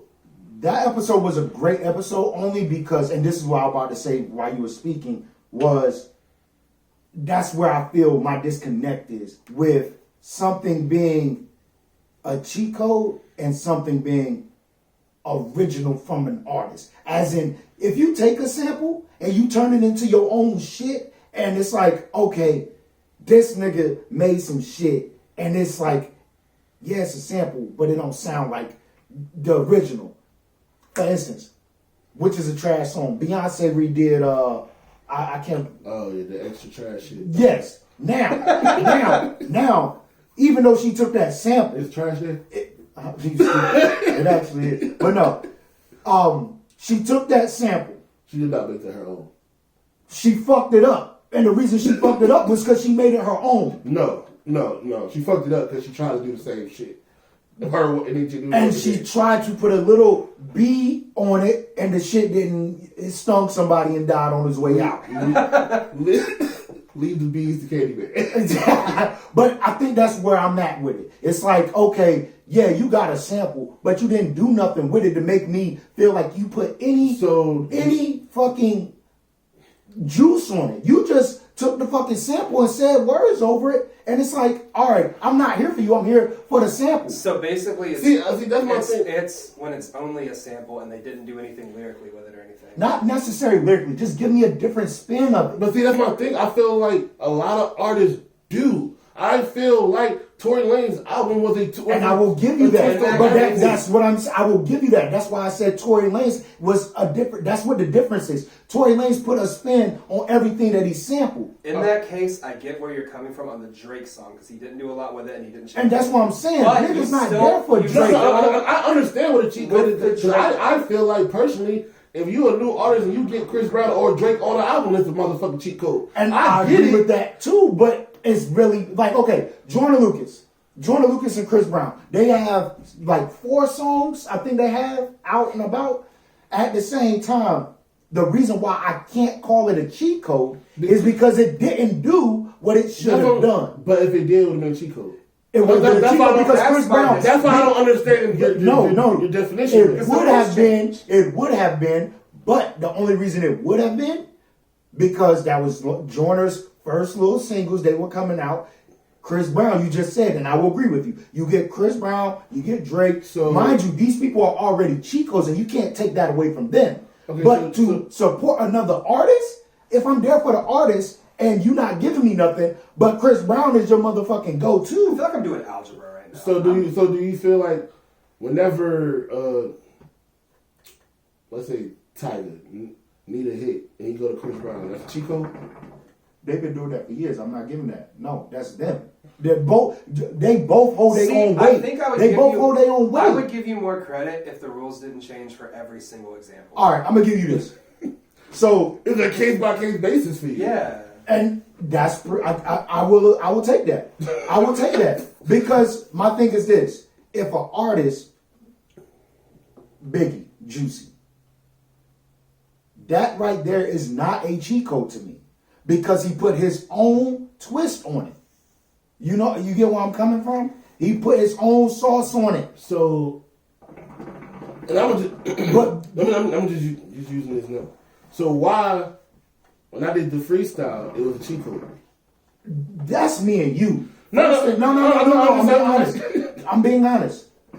That's me and you. You know I fuck with YG. You know that's one of my favorite songs. It's a cheat code just for you. Yes, that's me and you talking. Oh wait, the rules changed again. No. The only reason I'm asking is because he said if it works, it's a cheat code. And my thing is, outside of the people we know, exactly, a lot of people that I know don't know that song. Exactly. So with me saying that to you, you understand where I'm coming from. I'm not dissing you. So the song was fire. So with that being said, but you use a cheat code. No, so what? Because if you did not have that beat, you had the same lyrics, I would have been like, bro, this dope. Now, when you give it to me and I hear that beat, I'm already here. You get where I'm at? It's like you didn't have to put in the work to make me get that ear. No, I heard that beat. I'm like, oh, my nigga about to tear this shit up. He better. With a lot of like mixtape artists, you hear that beat and you're like, oh shit, and then it just falls flat because they don't do much with it. So right. I feel like it's a case by case thing. Like that's why there's not a clear. You use cheat codes too loosely to me. That's it. Because if you would just if you said that on the Drake song and that was the only time you'd ever said it, I'd be like, yeah, fuck yeah, you're right. No, but you use it for everything. So my thing is, like you said, it's a case by case basis, and sometimes it's for you or to you. So something could be a cheat code to you and nobody else. I get so let's say the new Uzi track, right? Yeah. somebody else can say it's a cheat code because they love that Backstreet Boys song. And it ain't a cheat code to us because we don't give a fuck. But about the funny this. thing is, the reason why that's not a cheat code is because even though we know it's a sample, even though we know where it came from, I actually like it because of that sample. Because it's different, right? Just while but he put you liked it for the sample, but he put his own twist on it. The hook is the same. The song itself, as in, okay, I click play, I hear the sample. We hear, right? I hear the sample. I like one. Can It threw me for a loop. Hold on, I got you. It threw me for a loop that he used that sample. All right. Cool. Now I'm listening to what you do to this sample. You're not giving me a fucking Backstreet Boy artist. You're not giving me the same that wasn't the same Backstreet Boy sound. He put his own twist on it. I'm not giving that a cheat code. With that being said, and this was from the Drake song I didn't like when he did the Eminem shit. Exactly. Now he took the hook and put it into the verse. But content-wise, he made it mean something else. I wasn't there for it. And that's just the mood that I was in because I already felt the first song was a fucking cheat code. And then I'm listening to what you're saying in the second track, which I already don't give a fuck about you. So I'm not interested. And then I hear you spitting lyrics from my favorite artists. And I'm also going to say... I want to interject real quick. Drake called himself a hoe. I mean, he's right. But anyway... I don't think he meant it, but... But he was right on accident. But anyway, I just want to interject that JPEG Mafia used that Backstreet Boys song. He flipped that way better than Uzi did. Just saying. That was all. The only reason I said that... Because JPEG Mafia did a hard flip of that song. No, the only reason I said Drake called himself a hoe is because he used the Eminem shit word for word until the last one, where he said he was going to sit on the runway, and that's where Eminem told the hoe to go sit on the runway. he said, hoe go sit your drunk ass on the runway. He said, I would just sit my drunk ass on the runway. Yeah, I got you. But yeah, I don't know if that cleared up my... No, it's still some bullshit, but it is what it is. I'm on that. You speak your own language, so this is never going to get solved. It won't. It's fine. I'm on that bullshit, baby. We know. So shout out to my man Roz. He is a 3-time champion. Y'all know what we do. After we get a 3-time champion, we move on to 2 new tracks. I do want to shout out. Let me try to get my man's name. And it's all good because y'all know I'm not good. And he told me to shout him out. With the artists out there, if you're looking for beats, my man Easy Money. At Easy Money. Trying to think. At Easy Money Beats. At Easy Money Beats. Look him up on Instagram. If you need beats, reach out to him. Oh, with that being said, you need beats. Shout out to my man Quell. Look him up at the Quell Call. He's very good with R&B shit. That's like his shit, but he also got shit for everybody.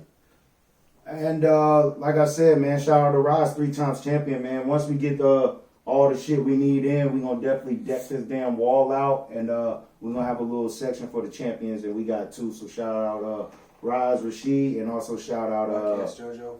Yeah. Okay, yes, JoJo. This week, Paul, let them know who we got. I don't know the name. And I gotta get on my television. Did y'all do the email? Y'all are so trash. Oh my god. Oh, I sent you the email, bro. No, you didn't. There was no emailing this week. We need to pause this. And there was no emailing this week, bro. No, I won't no email this week. You gotta go back to your emails. No. We got this though. Do we need to pause for a second? No. Who you want to do first? It's up to you, brother. They both just let us know who they are. Challenger versus challenger. Right, week 8, baby. Week 8, man. I'm happy that everybody is actually like voting, man. It's just actually dope. Yeah, look like there's a lot of votes on the last one. Yeah. All right, so we are going to get into Spade music. The name of the song is "Help Me." Shout out Spade Music, man. It's like, bro, he's been up here before. You've been gassing Spade for a long time to me. I know. We about to see what... I haven't really heard... You sent me something before, but I haven't really... He definitely got some work, man. He's very talented. I haven't heard it. He's very talented, man. He's multi-talented, man. I hope I didn't big him up like too much where this song don't live up to the hype. I haven't heard it, so I don't Let's know. hear it. Right. What is it? Help me? Help me. Hey, shout out my man Spade Music, man.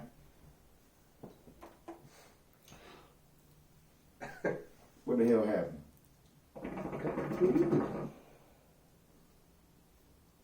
Get your speaker on some shit. Do you got to pair it again? It's on. We'll find out when the music. You turned it down. You turned your phone down. That's probably true. God damn. We're so good at Hey, this. yo. What day they say? Players fuck up. Alright then. So, Spade Music, help me. Help me, nigga.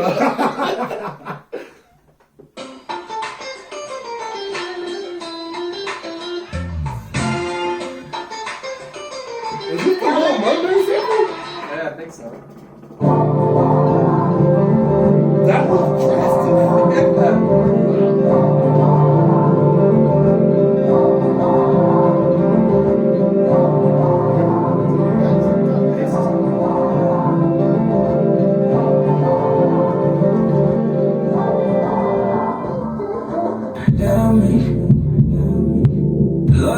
I'm trying to see me, won't you help me? Can't nobody tell me, I know it's a God somewhere. If you're anywhere around me, please don't let me down. I don't wanna lose control. Running from my soul is coming. Can't kill my vibe, I keep smiling just like it's nothing. I got some pain inside my heart, Lord, I've been suffering. I got some things on my mind and I'm not discussing. Everybody said they love me, I don't trust them. My Mr. Family reunion, I'm still my cousin. If it ain't about family, it ain't about nothing. If it ain't about comments, ain't no discussions. No, I do not really know you, I don't wanna. Niggas iffy and I came up with some honor. I'm still trying to fix the problems with my mama. I just need a conversation with my father. I just want a relationship with my daughter. I'm getting older, feel like life is getting harder. Trying to learn to be a better son, a better father. Running for my dreams, feel like the road is getting longer. I'm just getting stronger, yeah. Lord, I need a sign, I'm trying to you see me, won't you help me? Can't nobody tell me, I know it's a God somewhere. If you're anywhere around me, please don't let me down. I don't wanna lose control. Running from my teachers, preachers, non-believers. They say forever anything except for Jesus. I've been blocking haters, bullshit with demons. I've been having dreams that you wouldn't believe in. I've been out counting money with my deacons. Know a lot of niggas still trying to get even. Everything you sold is what you reap from receiving. I could kill a game and still wait for bereavement. The waves take seasons, strong as a team is. Suffocate gangs and nobody is breathing. I know it'll never be the same as I leave it. All I know is I'ma live my life for a reason. Yeah, when nobody believed it. Knew it in my soul when nobody believed it. It's the ghetto gospel. You made a monster. You made me stronger, so I need you to help me. Yeah, Lord, I need a sign. I'm trying to see me, won't you help me? Yeah. Can't nobody tell me, I know there's a God somewhere. If you're anywhere around me, please don't let me down. I don't wanna lose control. Running from my tell me. Lord, I need a sign, I'm trying to see me, won't you help me? Can't nobody tell me, I know there's a God somewhere. If you're anywhere around me, please don't let me down. I don't wanna lose control. Running from my soul.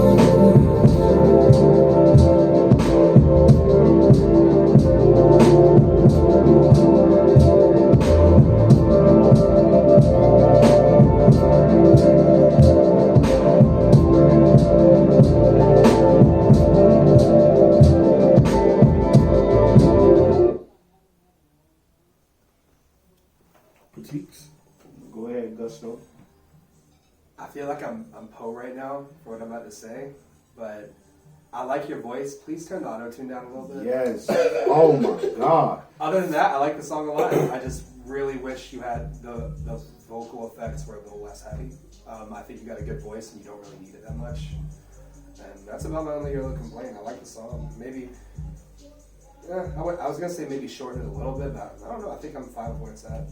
I like the beat. The beat was fire. Definitely soul. I felt that.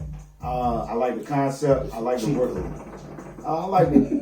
Hey, I like the flow. I did not like the fact, and I'm gonna agree with you that, like, when you're in your verse, that the auto tune is taking over what you're trying to say. I actually had to use my ear. Are you okay with how much you had on the hook? What do you mean? Like, do you think the hook would have been fine without it? Me Maybe just turn it personally, out in the verse? when going into the hook, like when you're going into the hook, the auto tune hits weird, just like literally for like a millisecond. At going into the Yeah, I into see the it. hook. Yeah. It hits the ear a little different. So maybe turn it down as a whole, just on the whole song, not just the verses. Yeah. It was too much auto tune. Yeah. I give you all that. It was too That's much all auto I'm tune. thinking. Anything else? I think it took away from him trying to get his point across. I mean, I like the concept. I like the story, talking about his mom, his dad, his daughter. But I think by the second verse, you kind of stop hearing what he's saying because of the auto-tune. Exactly. But the beat's great. And this is just me being picky as a writer. The first verse got very the rhyming words seem to be very ABC-ish to me. Mama, father, daughter, father. He did father twice. It was very ABC. Mm-hmm. But the messaging behind it that'll keep me from disliking it because he's actually talking about something. Exactly, and I liked it. Me too. I give it a good. I'll give it a 6, 7. I gave it a 7. 7, easy, yeah. It's a good track. I don't think it's. If I heard this, it would make me check out the rest of his music. Would it make me a fan? Not yet, but it would make me. Look through his page, see what he's got. Literally, my only real critique is the heavy auto tune. All right. What we got next? Challenge versus challenge. Okay, who's this? Hold up. For loose, Hey, yo, viral. Shout out my boy for loose, man. He trying to go viral. See what he got. Let's see what he got. What's the song called? Big booty bitch. Oh no. Big booty bitch. I'm already not sure where this is going. I'm not sure I like it, but let's give it a try. Hey, this might be two totally different vibes. Yeah. Let's get it. Booty bitch, bad bougie, I'm legend. Do anything but get it, gotta bring it over language. Jumping out of business with a fucking new infinity. I done read my pinnacle, I smoke it over medicinal. They shoot us in my interviews and never introduce them. Dancing in my character, and this one in them Uber. I'm a solo level Cooper, charge a little super. Fuck it, then I Uber, then I take a photo. Get up on the train when I land, if you don't never touch the ground, I'm a coaster. Filler, the will, no simmer, got a big bone, bitch, can trust the bars, I can put it. Keep my glass super low, filling my blaze looking for pepper. I can't be a side nigga, I'ma take the whole bit. He ain't recognize them niggas if we still spit. Little nigga lyrics, little lyrics. Bitch so bad, they don't even know I'm quivers. Got a top, a heavy bitch, she fucking up to the carry. No disrespect when she do anything I say. Get her, what you need from me. Let us be a living on social media with me. Big booty bitch, big bougie, and she crazy. Lift up just a phone. Bitch, so bad, they don't even know I'm quivers.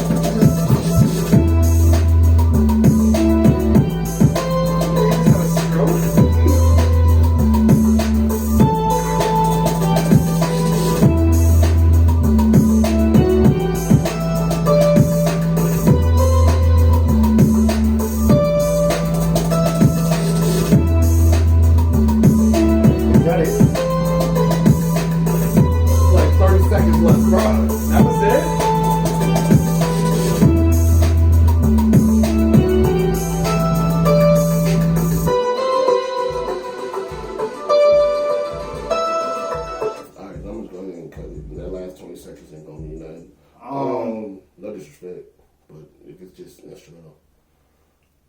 Who wants to go first? I'll go first, man. Okay. The beat. It was a lot. It was a lot. I don't know where to start with it. I'm trying to find something good first. Yeah? The energy was there. Was it? No, the energy was there because I could see this. One, it doesn't sound properly put together. No. 2, it sounds like he's like rapping like over. He sound like he's like got the mic in his mouth. Yeah, And I'm not trying to be funny. He sound like we're not being funny. Yo. Like, we really taking this shit We serious. warned y'all we're gonna critique No, let ourselves. me say this.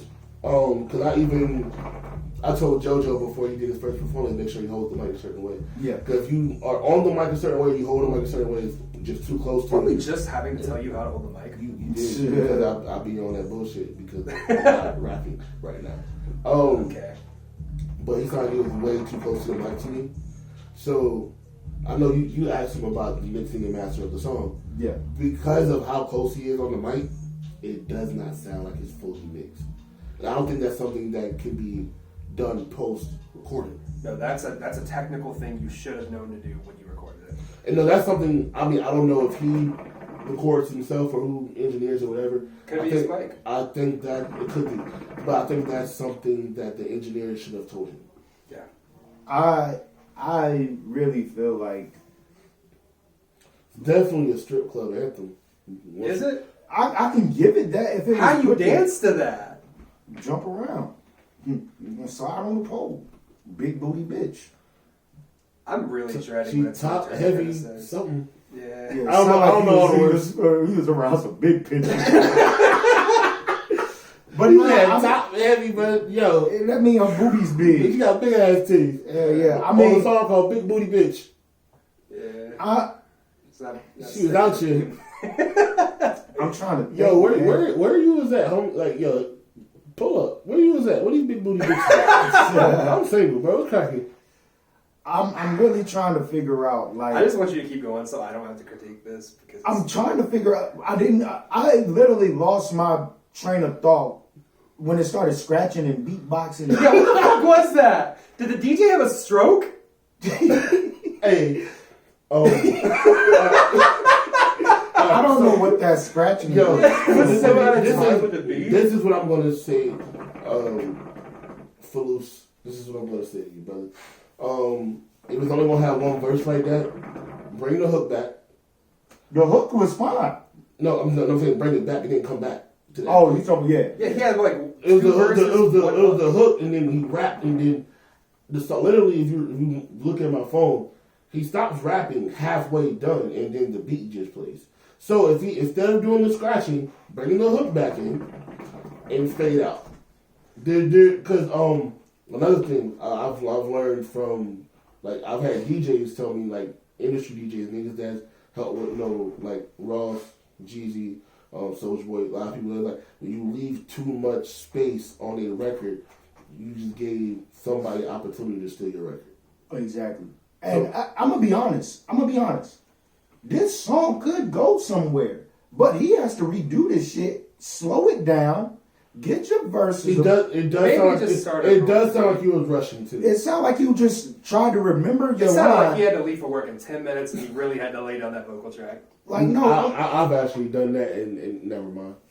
no, I'm being serious. Like, it literally sounds like he remembered what he wrote down, and he just one take, maybe two.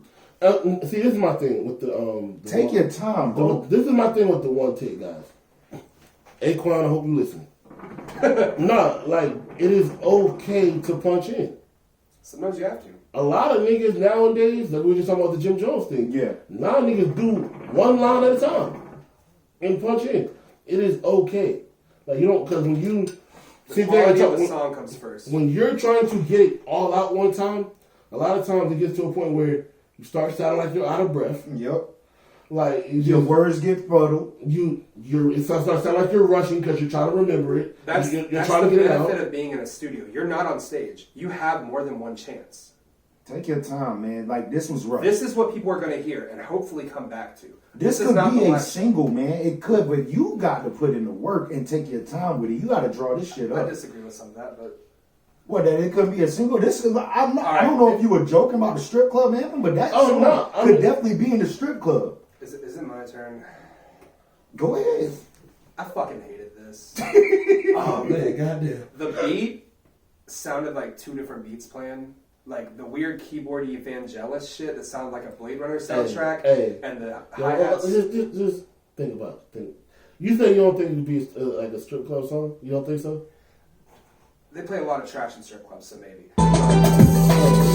T-Raw, gun killer, tell me Tiny couldn't kill it. Tell me Tiny couldn't kill that shit and make a strip club I don't song. think the beat goes together very well. Like you said, there's a lot going on it, and I think those keyboards and some of the drum parts do not really work together. I think Tiger could have made that shit. I feel like I'm listening to more than one song. It feels like when you're in a room and somebody in another room has. I mean, when it gets to the point where the DJ mixing, it sounds like a DJ doing a bad mix, like a bad blend. Yeah, it's out of time.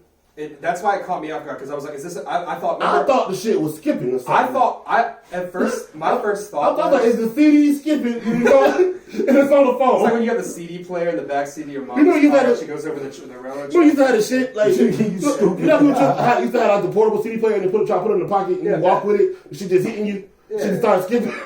But my thing is, damn. Remember back in the day, bro? Way back. I just feel like the weird, like I said, the weird Vangelis keyboards and whatever else was going on didn't work together. It felt like I was being tortured in a strip club, and at first when the DJ scratching came in, I thought it was a censored version, like your homeboy's track last week. And then I was like, oh wait, the song's called Big Booty Bitches. This can't be the censored version. And it was, and lyrically, it's strip club shit that doesn't really appeal to me. I'm going to be honest, and like you said, it sounds rushed. It sounds like he's using the mic wrong. I'm going to be honest, no disrespect to dude, but there's nothing to this that would make me want to go back to this or check out this artist further. And I also want to put out that don't take this as like, hey, we're not telling you. Yes, we're not. Yes, no, let me say that because both of y'all had the same type of energy without had the homie Mean join up here. Yeah. And he is somebody who actually is really popping where he's at. He did his first like headliner tour on show on New Year's Day. Like he's doing his thing. But just because something isn't for us don't mean it's not right. You know what I'm saying? I mean, there's some. We can't tell you what's right and you. You know what I'm saying? Right. And with some of the technical stuff, when we criticize, it's because we want you to get better. And not only just that, but like I have no problem with an artist that I hated a track from. Send another track. I'll give it another shot. This is not about you. I don't have a beef with you. It's just I don't think this is well put together. Yeah. I'm actually disappointed in it because I was like, you know what I'm saying? I felt kind of bad because this was sent to us earlier. And then I just skipped it or something. It's been there for so long. But at the same time, it's like we got it up here and this is what I got. And I want people to know, in general, y'all pretty much said a lot that, you know, I'm in studios, I'm around a lot of different things. When I critique stuff, I'm listening as, not only as what a fan would want to hear, but what somebody looking to sign somebody would want to hear. So, again, like, it's not a diss to the person, it's nothing personal. Right. It's literally just the execution of what you did is all that I feel that this song could go, but he has to start from scratch and take his time. Because the beat is fine. It's a lot. It's a lot going on, but the beat is fine. No, I'm talking about the beat itself is a lot. Yeah, and I understand it, but that goes back into the point of slow it down. Get those fucking get this shit together. Get those DJs. On another note, I think I've done 3 of my artists or homies up here. I put their music up here as well because I can tell them something. But they ain't gonna listen. And sometimes they'll listen, sometimes they're like, nah, I think it is good how it is. So if I bring it up here and then y'all give y'all critiques, now they're like, all right, now these are other people who don't know me, have no bias, opinion saying this. Let me go back in. So to the people that don't know us or don't know me, nothing is biased up here. When we come at this, we're coming from our backgrounds. Poe has a history in studios and making music and signing artists. He's a big fan of lyricism. I know music, baby. I come from a place of songwriting. So if your lyricism, your studio work, your songwriting's off, we can only come from our experience and say what we think. And this wasn't it. Hey man, we on that bullshit. I will say, re-record that. Yes. And if you re-record that, there's a place for it. Exactly, bro. I'm telling you, that's what I'm saying. It can go. He just has to go back and scratch whoever helped him with it and slow it down. Get a new engineer. Me and you are somewhere. Gus is like, fuck it, get out of here completely. No. Yes, you are. I think with this song, yes, not with him as an artist. I think there's potential. No, I'm saying there's potential with this song. Yeah, this song go back to the drawing board. In the very root of the song, there may be potential, but you have to strip this and completely start over. Yes, do not you even need put a new this engineer. out, bro. It's on Apple Music. Yeah, this is not a good example that you want to give people. You need to engineer it better. Get a new mic or fix what you're doing with your technique with the mic. Maybe I hate to say it this way, but maybe dumb down the beat a little bit because it is a lot. And if you go in for strip club anthem, a lot isn't usually, usually they're pretty stripped down in beats. So, yeah. He also did just drop a new single, man. I don't want y'all to get hung up on this song. Go check out his music. Yeah, check it out. No. Go check out. No, he has another new single he just dropped called War Booty. Hey, yo, he gonna be in the strip clubs taking over, though. This nigga got the title name. It's fire. Yeah. So y'all go check that out too. Man, we signing off, man. Like, well, y'all got anything else? I'm not gonna knock down the board like I did last time. Yeah, please don't. Just follow, subscribe to the podcast. Follow me at Young Judgewig on Twitter and Instagram. $ Young Judgewig for Cash App. Really tune in to my Instagram, the Poe Vision Instagram. That's Poe_Vision ENT. We got a lot of stuff coming. This is about to be a very busy month for us. March Madness, baby. Shout out to artist Todd Norte. He got a single coming this month. Slim Hardaway decided he gonna drop an EP this month. We got my homie Quail Call. He's a producer, but he puts out singles with a lot of different people in the city. He's about to drop something, an R&B track that I do want to bring up here with our homie Camion Carter, who's a great vocalist in the city. Young dude, does his thing. We're gonna be dropping some visuals. It's a lot coming this month, bro. The merch should be here very soon. When I say very soon, be on the lookout, man. Probably this weekend. We got Slim Hardaway actually in control of the website, so definitely check out the website, Ondatbullshit.com. We about to get everything popping over there, official tissue. Like I said, we got the merch coming in. I'm super excited. If you do want some merch, go ahead, let me know your size. I don't got no small shit, no medium shit. It's only big niggas around here. You are the complete opposite of every other vendor I know. Well, I know big niggas. I don't know no small niggas. Nah, I appreciate it. Trust me, I appreciate it. But definitely DM me. My Instagram is trendsettah_press. That's TRENDSETTAH_PRESS.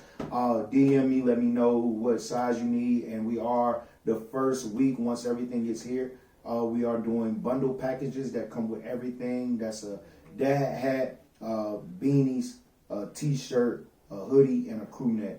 And we posting that. You get all that. That's $115, and we'll do that for a week. And then we gonna make on that bullshit cash app.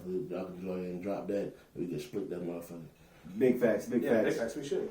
That's what it is, man. Subscribe to the podcast, man. Share this joint. Watch this joint. Like this joint. Share this joint. We out this joint. You hear me? Share it twice. There you go.